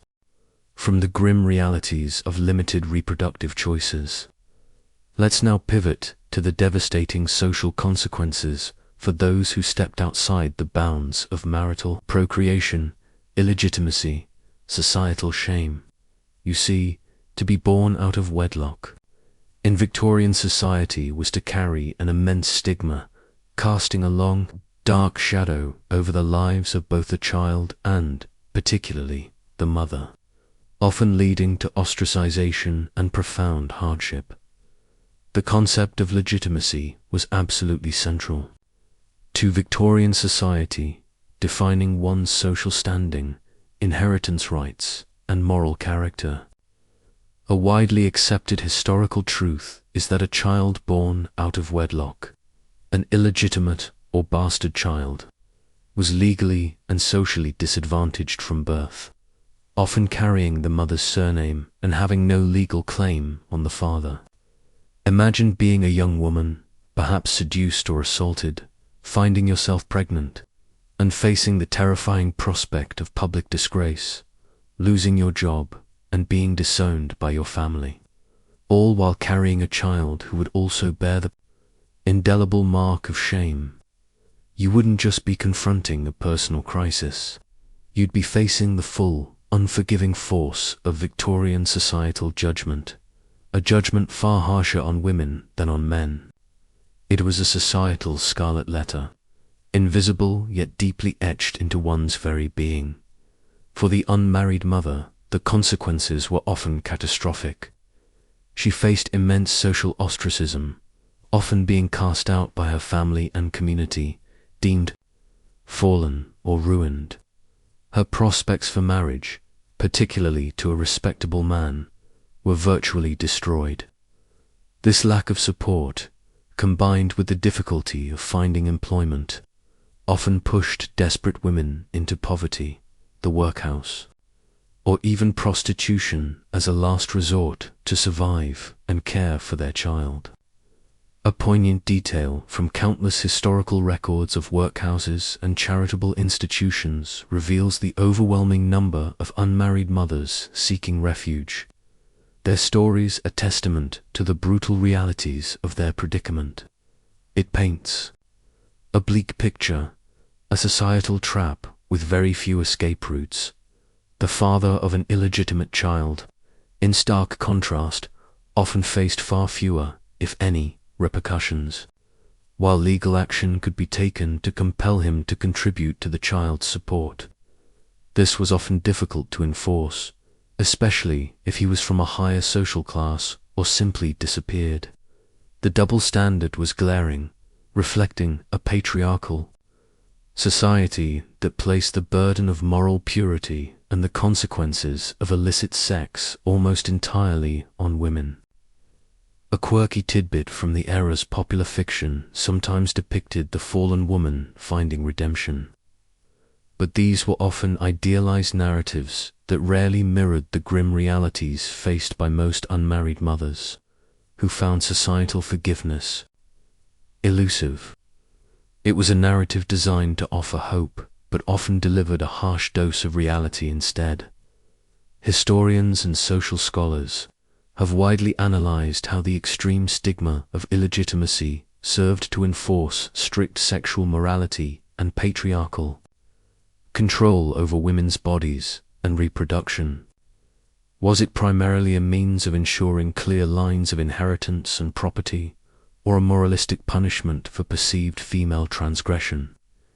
It is certainly plausible that while pragmatic concerns played a role, the profound shame associated with illegitimacy was a powerful tool of social control, ensuring that most sexual activity remained confined within the strict boundaries of marriage. For Victorians, their intimate choices were constantly shadowed by the spectre of shame, transforming an act of passion into a potential lifetime of societal condemnation for both mother and child. A brutal consequence of stepping outside the era's unforgiving moral framework. From the crushing societal shame of illegitimacy, let's now descend into an even darker realm where deviant desires were often contained and treated. Asylums, sexual deviance, confinement. You see, Victorian mental institutions, far from being solely for the genuinely insane, often became places where individuals exhibiting non-normative sexual behaviors or expressions were confined, ostensibly for their cure. The Victorian era saw a significant expansion of mental asylums, driven by evolving, though often flawed, ideas about mental illness. However, these institutions frequently served a broader social function, acting as dumping grounds for those deemed inconvenient, troublesome, or morally aberrant by their families or society. A stark historical reality reveals that individuals whose sexual behaviors diverged from strict Victorian norms, such as those exhibiting excessive masturbation, homosexual desires, nymphomania, or simply independent female sexuality, find themselves committed to an asylum, even if they exhibited no other signs of mental illness. Imagine being locked away, stripped of your freedom, simply because your desires didn't conform to what society deemed normal or healthy. You wouldn't just be losing your liberty, you'd be losing your very identity, branded as insane for your intimate inclinations. It was a terrifying form of social control, disguised as medical care. The treatments for these sexual deviations within asylums were often rudimentary, harsh, and utterly ineffective. They ranged from cold showers and bland diets to more invasive procedures like forced sterilization, though less common in Britain than elsewhere, or even crude forms of electrotherapy. The aim was less about understanding or supporting the individual, and more about suppressing the deviant behavior and enforcing conformity to societal sexual norms. A chilling detail from asylum records sometimes shows doctors recording behaviors like unnatural affections or moral insanity linked explicitly to sexual expression, demonstrating how tightly intertwined morality and perceived mental illness were in the Victorian medical mind. It reveals a brutal side of their caring institutions. For many confined, the asylum became a permanent prison. Their insanity was confirmed by their unnatural sexual tendencies, creating a circular logic that justified their indefinite detention.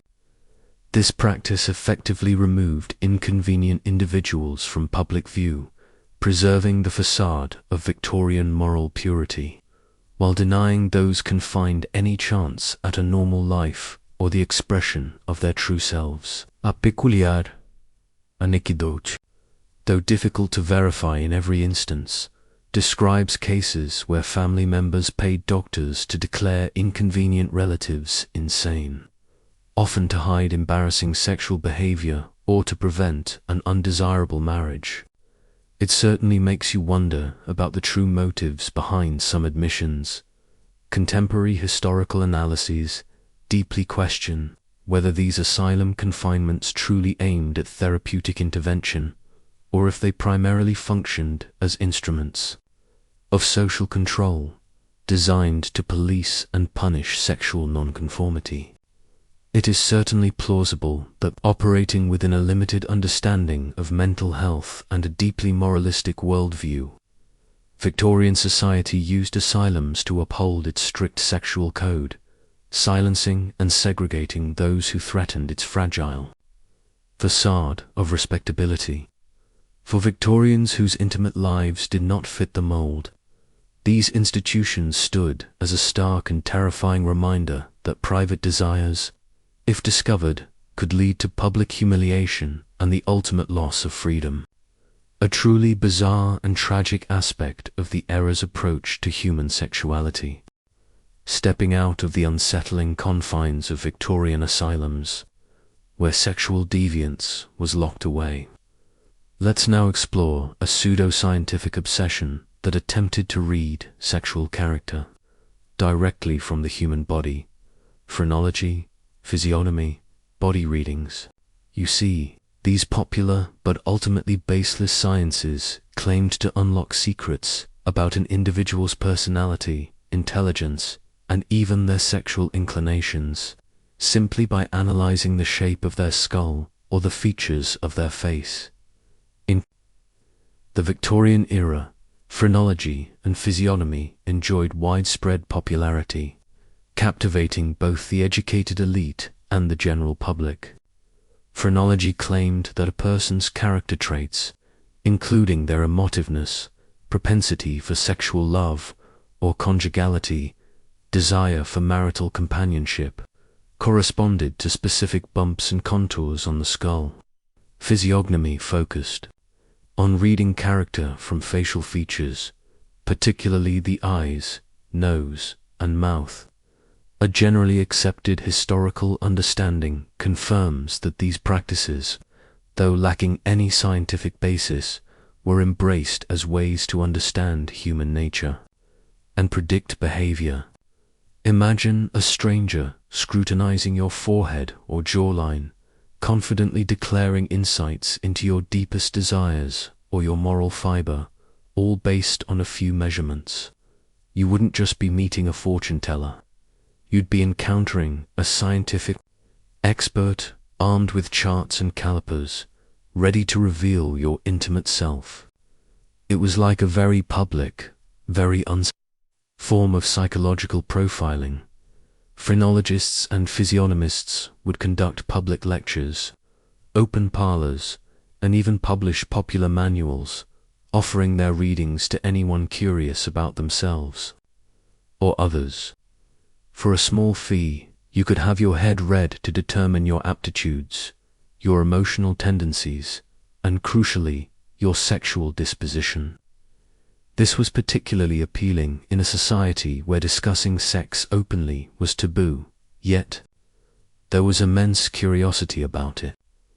A fascinating detail is how phrenology charts specifically identified areas on the skull corresponding to omotiveness, located just above the nape of the neck, and parental love, allowing practitioners to give very specific, albeit erroneous, insights into a person's romantic and sexual nature. It offered a seemingly objective, scientific way to talk about forbidden topics.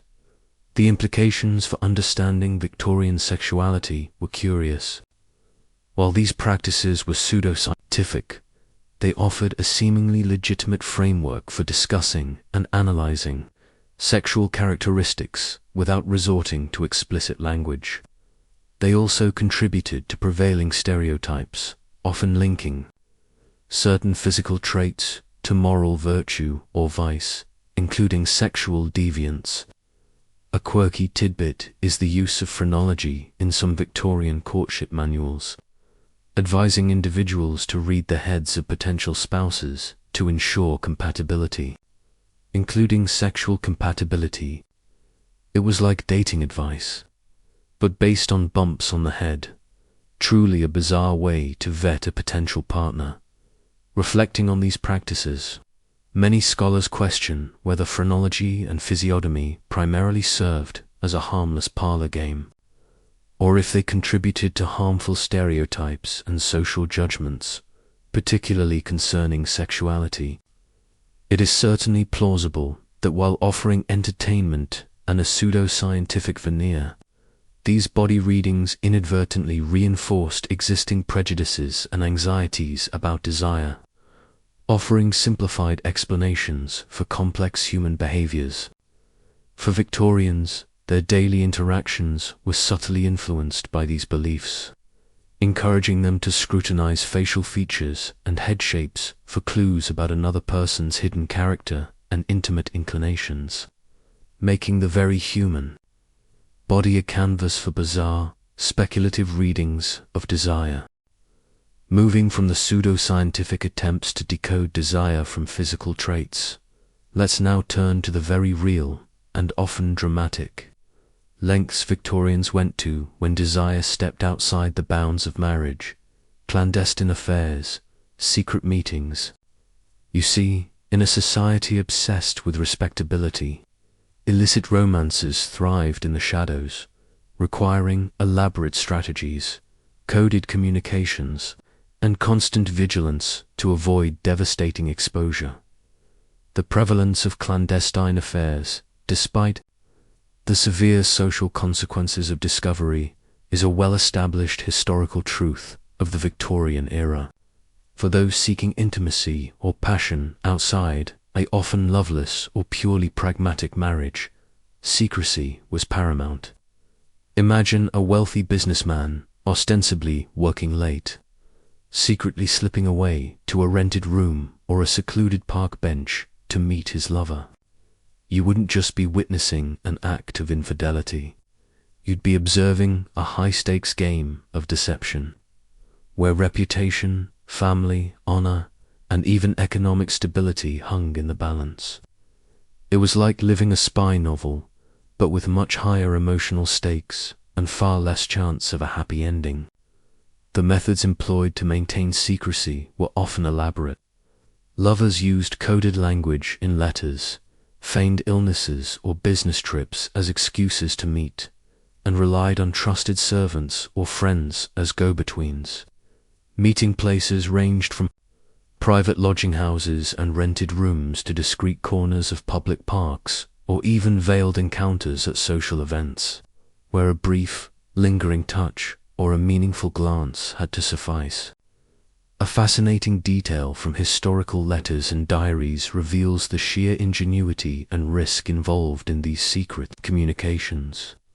with messages sometimes hidden inside books or disguised as innocent correspondence to avoid detection by prying eyes.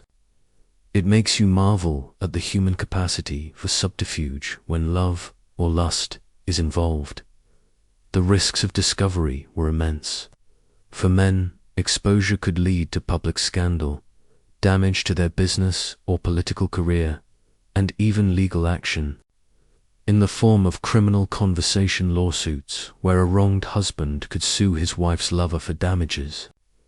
For women, the consequences were far more catastrophic: social ruin, ostracization, potential loss of children and property, and the virtual impossibility of remarriage.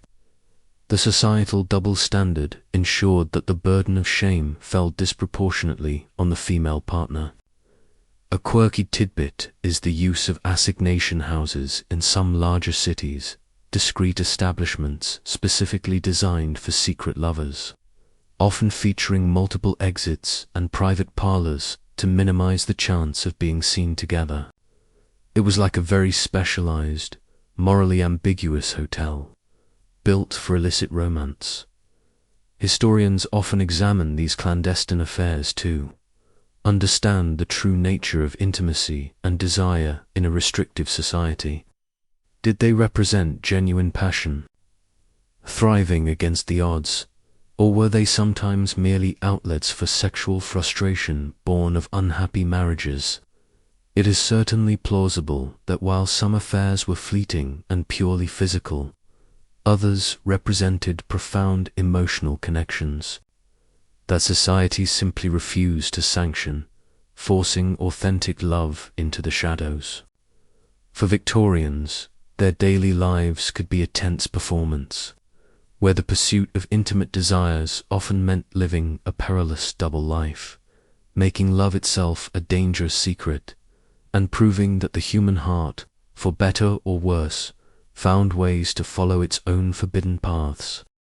From the shadowy realm of clandestine affairs, let's now consider the immense legal and social barriers faced by Victorians, trapped in unhappy or unfulfilled marriages, divorce laws, rigid constraints. You see, ending a marriage in the Victorian era was a notoriously difficult, expensive, and often socially ruinous process, particularly for women, reflecting the era's deep-seated views on the sanctity of marriage and female subservience. The legal framework surrounding divorce in Victorian Britain was, by modern standards, incredibly restrictive, until the Matrimonial Causes Act of 1857. Divorce was virtually impossible for ordinary people, requiring a costly and lengthy private act of Parliament, making it a privilege reserved almost exclusively for the very wealthy elite. Even after 1857, a mainstream historical fact is that while a national divorce court was established, the grounds for divorce remained highly unequal.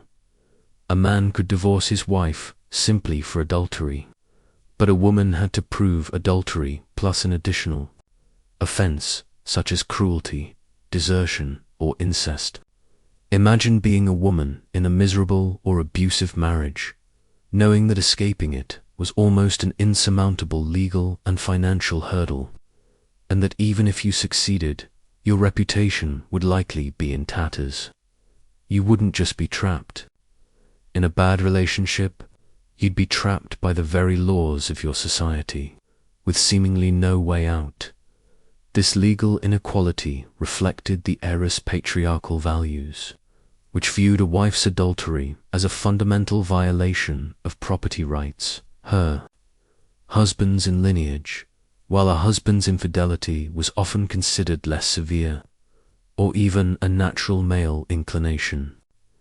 The process itself was public, humiliating, and incredibly expensive, involving barristers, court appearances, and detailed revelations of intimate marital failures. A fascinating detail from the records of these divorce cases reveals the extensive lengths to which private investigators would go to gather evidence, often involving spying on individuals and collecting sordid details of their private lives, further eroding any semblance of dignity.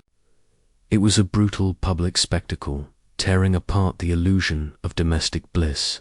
For women, the consequences of initiating divorce were particularly dire. Even if successful, they faced immense social stigma, potential loss of their children, as custody almost always went to the father, and severe financial hardship, as their economic security was largely tied to their husband. Remarriage, particularly for a divorced woman, was often difficult or impossible, especially if she was seen as the guilty party. A quirky tidbit is the concept of a Scotch divorce, where couples might travel to Scotland, which had more liberal divorce laws, to end their marriages, albeit with some legal ambiguity back in England. It highlights the desperation some felt to escape their bonds, even if it meant navigating legal loopholes. Legal scholars and social historians often debate whether these rigid divorce laws primarily served to uphold the sanctity of marriage and family as a social ideal, or if they perpetuated immense suffering and inequality, particularly for women. It is certainly plausible that while the stated aim was moral preservation, the practical outcome was the entrapment of countless individuals in unhappy unions, forcing their intimate lives into a state of quiet desperation or clandestine affairs. For Victorians, their daily lives were lived under the heavy hand of these restrictive laws, ensuring that even when passion died or cruelty flourished, the bonds of marriage, however miserable, were incredibly difficult to break, making intimacy a lifelong commitment that often carried profound, inescapable constraints. Having explored the nearly unbreakable bonds of Victorian marriage, let's now slip into a different kind of secrecy, one where forbidden visual pleasures were hoarded away. Private collections, forbidden art. You see, despite the strict public morality, wealthy Victorians often maintained hidden caches of erotic art and literature, indulging their desires away from prying eyes.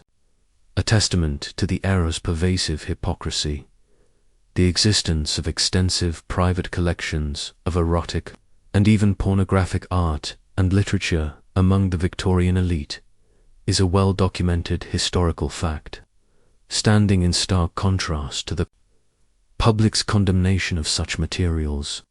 These weren't just a few saucy prints. We're talking about entire libraries of explicit books, elaborate engravings, and early photographic plates depicting nudes, sexual acts, and scenes of transgression. Imagine being a prominent statesman or a respected industrialist publicly championing moral purity, but privately retreating to a hidden study filled with images that would send shockwaves through polite society. You wouldn't just be a hypocrite. You'd be a curator of forbidden delights, satisfying a craving for visual stimulation that society forbade. It was like having a secret vault of desires, carefully locked away from the public gaze. These private collections often contained classical nudes, sometimes deemed acceptable in public art galleries due to their educational or artistic merit, but collected for their explicit, rather than academic, appeal. More commonly, they included contemporary erotic illustrations, often imported from more liberal continental Europe, depicting scenes that went far beyond mere suggestion. The development of photography in the latter half of the century added a new dimension, allowing for the mass production of explicit images, which were discreetly traded among collectors. A fascinating detail from historical research into these collections reveals that some even included curiosity objects, like erotic statuettes, snuff boxes with hidden explicit images, or subtly suggestive jewelry, all designed to offer private thrills. It speaks to a deep pervasive desire for illicit visual stimulation. The secrecy surrounding these collections was paramount. Discovery could lead to social ruin, public disgrace, and even legal repercussions under obscenity laws. Collectors went to great lengths to hide their treasures, often in locked cabinets, false-bottomed drawers, or disguised as innocuous volumes on respectable shelves. The very act of owning and viewing such material was part of its allure, a thrilling rebellion against the stifling moral code. You might attend a dinner party at a grand estate, oblivious to the fact that just down the hall, behind a locked door, lay a treasure trove of art that would make your grandmother faint. Scholars today often explore whether these private collections primarily served as a testament to the enduring human fascination with the erotic, or if they highlight the profound hypocrisy of a society that preached one thing and practiced another in secret. It is certainly plausible that while a public face of piety was maintained, the private indulgence in forbidden art allowed a safe, controlled outlet for desires that could not be openly acknowledged or expressed. For Victorians, their intimate lives were sometimes marked by this duality, transforming their homes into repositories of secret desires, where art became a silent, illicit pleasure, and challenging the very notion of a universally pure Victorian soul. Leaving the hidden galleries of forbidden art, let's now consider an even more chilling and morally ambiguous practice that emerged from Victorian society's fascination with the body and its perceived abnormalities, medical curiosities, anatomical obsessions.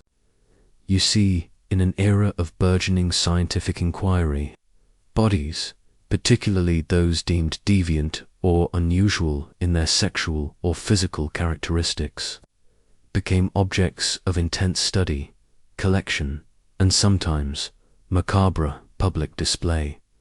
The Victorian period, marked by a growing interest in anatomy, pathology, and nascent fields like sexology, saw the collection and examination of human remains for scientific and medical purposes. However, this pursuit often veered into the ethically dubious, particularly when it involved bodies or body parts associated with sexual deviance, unusual physical characteristics, or perceived moral failings.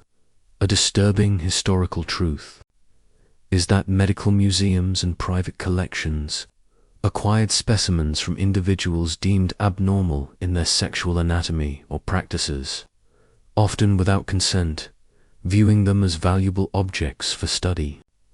Imagine walking into a university lecture hall, or even a private study, and seeing preserved organs or even entire skeletal remains, labeled and displayed not just for scientific learning, but for their perceived deviant interest. You wouldn't just be witnessing scientific inquiry. You'd be seeing a chilling objectification of human beings, reduced to mere curiosities for examination, sometimes even for titillation. These collections sometimes included skeletal remains of individuals believed to have been hermaphrodites, intersex individuals, or brains and reproductive organs from those deemed sexually degenerate or insane due to their sexual proclivities. The purpose was often to find a physical basis for what was considered abnormal sexual behavior, reinforcing prevailing moral judgments through pseudo-scientific justification. A fascinating detail from the medical records of the era reveals detailed drawings and descriptions of such specimens, meticulously categorized and analyzed in an attempt to classify and understand human sexuality through a purely pathological lens. It was a bizarre blend of genuine scientific curiosity and outright moral prejudice, embalmed in formaldehyde. Beyond academic collections, some curiosities even found their way into less respectable venues, such as freak shows or traveling exhibitions, where individuals with unusual physical traits, which sometimes included ambiguous sexual characteristics, were paraded for public amusement. This practice, while exploiting the individuals involved, also served to reinforce societal norms by presenting deviance as a spectacle, simultaneously fascinating and horrifying the audience. A quirky tidbit from the public exhibition circuit is the often lurid advertising for such shows, promising glimpses of anatomical wonders or nature's mistakes, further blurring the line between medical education and exploitative entertainment. It truly highlights the voyeuristic side of Victorian society. Even when it came to the intimate details of the human body, modern bioethicists and historians grappled deeply with whether the collection and display of these medical curiosities represented a legitimate scientific endeavor in its historical context, or if it was primarily a manifestation of dehumanization, exploitation, and the use of science to reinforce social prejudices about sexual and physical normality. It is certainly plausible that while some genuine research was intended, the underlying fascination often stemmed from a desire to categorize and control what was deemed sexually unconventional, creating a macabre legacy. For Victorians, their daily lives could be touched by this unsettling practice, where the very bodies that defied norms in their intimate lives might become objects of chilling anatomical obsession, proving that even after death, the gaze of a moralizing society could still seek to define and display deviance. Having explored the unsettling anatomical obsessions of Victorian science, let's now pivot to the brave, often controversial, voices that dared to challenge the prevailing silence and moral rigidity surrounding sex. Sexual reformers, challenging norms. You see, while mainstream society preached prudery, a small but growing movement of thinkers, doctors, and activists began to advocate for more open discussions, greater sexual education, and even reforms to oppressive laws, laying groundwork for future changes. The Victorian era, despite its public conservatism, was not entirely monolithic in its views on sexuality.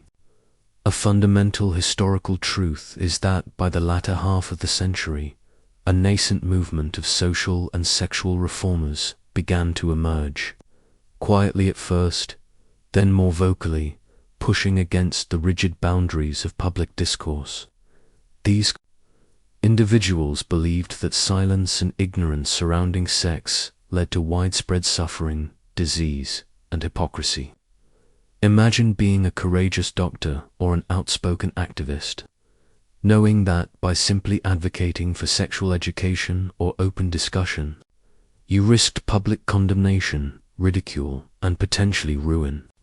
You wouldn't just be challenging social norms, you'd be challenging deeply ingrained moral and religious beliefs, a truly daunting task. It was like shouting into a strong wind, hoping your message would somehow carry. These reformers came from diverse backgrounds. Some were medical professionals who saw the devastating effects of venereal disease and unwanted pregnancies, advocating for better public health education. Others were feminists who fought for women's reproductive rights and challenged the sexual double standard. Still others were early sexologists, attempting to apply scientific methods to the study of human sexuality, seeking to understand its diverse manifestations rather than simply condemn them. A fascinating detail from this period is the formation of secret societies or private discussion groups, where taboo subjects like contraception, prostitution reform, or even same-sex attraction could be debated among like-minded individuals, far from public scrutiny. These clandestine gatherings were vital incubators for revolutionary ideas. The efforts of these reformers were often met with fierce resistance, ridicule, and censorship, Publications advocating for sexual education or birth control were often seized and their authors prosecuted for obscenity. Those who openly discussed prostitution or venereal disease were accused of corrupting public morals. Yet, despite the backlash, their persistent efforts slowly began to chip away at the edifice of Victorian prudery, bringing previously unmentionable topics into the fringes of public consciousness. A quirky tidbit is the surprisingly detailed, though often disguised, advice on marital hygiene or responsible parenthood that sometimes slipped past censors in seemingly innocuous health manuals, offering coded guidance to those who sought it. It was like a game of cat and mouse, with knowledge as the elusive prize. Many contemporary analyses today explore whether these early sexual reformers were truly ahead of their time, bravely advocating for modern concepts of sexual freedom, or if their views were still deeply rooted in Victorian moral frameworks, merely seeking to manage or regulate sexuality more healthily within those existing norms. It is certainly plausible that while their ideas seem progressive to us, they were often still influenced by the very societal anxieties they sought to address. For Victorians, their daily lives, for a select few, involved the perilous, yet ultimately foundational, work of challenging the very strictures that governed intimacy, laying the crucial, if slow, groundwork for a future where conversations about desire could finally emerge from the shadows. Stepping away from the brave voices of sexual reformers, let's now cast our gaze upon a vast, often overlooked, segment of Victorian society whose intimate lives were shaped more by immediate necessity than by moralistic treatises or grand reforms. Working-class sexuality, raw realities. You see, for the vast majority of Victorians living in poverty, the realities of sex, courtship, and family life were far more pragmatic, often brutal, and less constrained by the strict decorum observed by the middle and upper classes. The strict codes of sexual morality that dominated middle and upper class Victorian discourse, with their emphasis on female purity, male chastity before marriage, and the sanctity of the domestic sphere, often held little sway in the crowded tenements and harsh workplaces of the working class. A pervasive historical truth is that economic survival, cramped living conditions, and different cultural traditions often dictated the realities of working-class intimate lives. Imagine a family of 6, sometimes more, crammed into a single room with little privacy. You wouldn't just be witnessing poverty. You'd be observing a constant blurring of personal boundaries, where the very act of living made polite modesty almost impossible. It was a stark contrast to the secluded bedrooms of the wealthy, a constant, raw exposure to the realities of human existence. Courtship and sexual relations among the working class often followed different patterns. While formal marriage was an aspiration, cohabitation and premarital sexual activity were often more common and less stigmatized, particularly if they led to eventual marriage or if resources were too scarce for formal ceremonies. The pressure to marry often intensified when a pregnancy occurred, reflecting a pragmatic desire to legitimize children rather than a strict adherence to religious doctrine. A striking detail from social surveys of the era, conducted by reformers trying to understand urban poverty, frequently noted the prevalence of common law marriages and children born out of wedlock, which, while still carrying some social weight, were less ruinous than for their middle-class counterparts. It paints a picture of resilient communities adapting to harsh conditions. For working-class women, their sexuality was often intertwined with their labor. Many young women worked in factories, domestic service, or shops, environments that offered both economic independence, however, meager and opportunities for social interaction and sexual encounters away from direct parental supervision, while sexual exploitation was a constant threat, particularly for domestic servants. These women also exercised agency, navigating their relationships within their own social milieu. A quirky tidbit from working-class folklore and popular songs sometimes celebrated illicit liaisons or bawdy humor, showcasing a more open, less judgmental attitude towards sexuality than that found in polite society. It was a testament to their resilience and their own distinct cultural norms. Many contemporary historians emphasize that the study of working-class sexuality challenges the monolithic view of Victorian prudery, revealing a more nuanced and diverse sexual landscape. Was their seeming looser morality a result of moral degradation due to poverty, as some contemporary middle-class observers argued, or a more pragmatic adaptation to their challenging circumstances, reflecting different cultural values? It is certainly plausible that while economic hardship shaped many aspects of their lives, working-class communities developed their own informal norms and coping mechanisms regarding sexuality, prioritizing communal support and survival over abstract moral codes. For Victorian working-class individuals, their intimate lives were a raw, unfiltered response to their environment, a testament to the enduring human capacity for connection and desire, even amidst the harshest of realities. Having explored the raw realities of working-class sexuality, let's now bring our intricate journey through Victorian intimacy to its thoughtful conclusion. Reflecting on its enduring impact, Victorian legacy, enduring shadows. You see, the era's complex, often contradictory attitudes towards sex and desire didn't simply vanish with the turn of the century. They cast long, fascinating shadows that continue to influence our modern understanding of morality, gender, and intimacy, even today. The Victorian era, with its rigid public decorum and hidden private desires, created a powerful cultural blueprint that deeply shaped subsequent generations. The emphasis on female purity, the sexual double standard, the medicalization of female desire, and the criminalization of certain sexual expressions, these were not just features of the 19th century.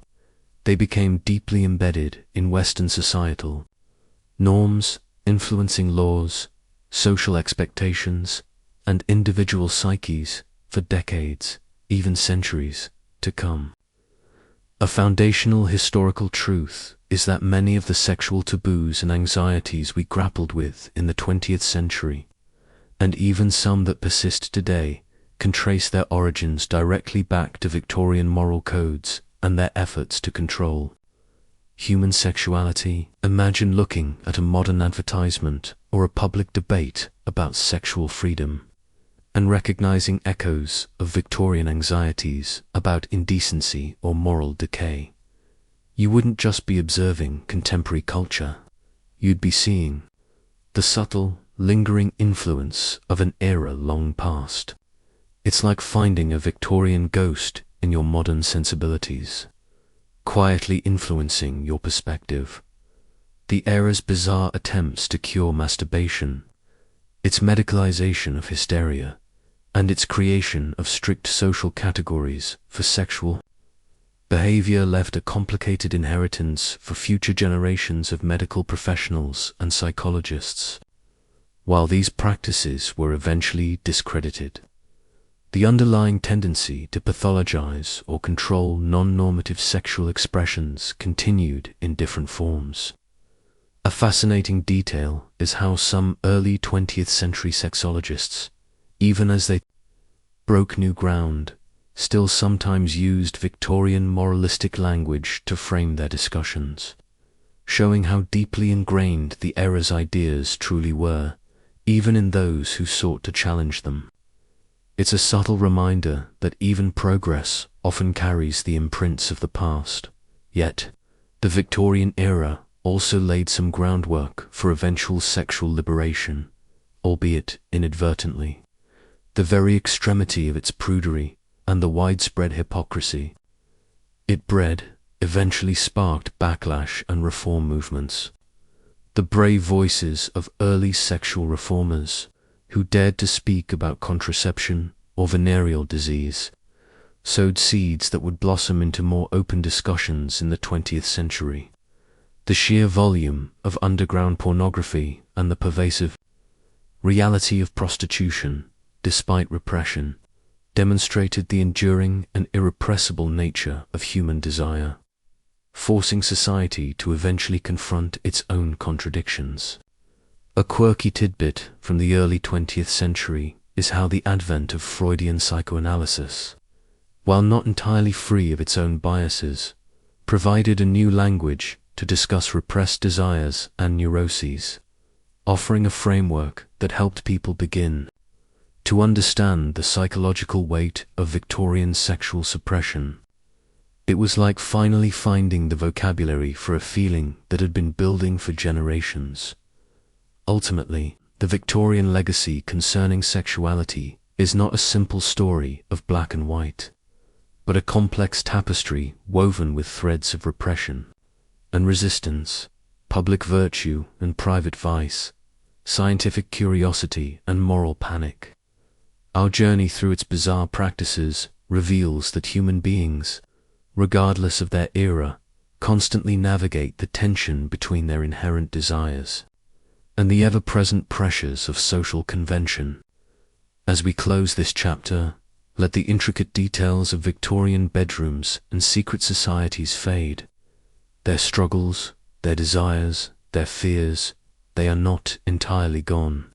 They live on as quiet echoes in our own world, reminding us that the human heart's complexities are timeless. As the last echoes of Victorian desires begin to soften, feel the gentle hush descend around you. The gas lamps dim, the whispers fade, and the intricate lace and somber wool of the past recede into the peaceful mist of history. The grand houses and secret alleys, the hidden passions and public pronouncements, they now settle into the quiet, dark corners of memory. All the strange realities, the surprising behaviors, and the complex human experiences we've explored tonight are now gently tucked away, becoming part of the vast, comforting silence of the night. Release any lingering curiosities, any lingering anxieties about those lives lived long ago. Let your mind drift from the bizarre, the repressed, and the secretly indulged. Allow the quiet to embrace you, knowing that even in the strangest chapters of human history, there is always a universal thread of human experience that connects us all. Breathe deeply, my friend, and feel the gentle currents of sleep drawing you down, down into profound rest. Sweet dreams.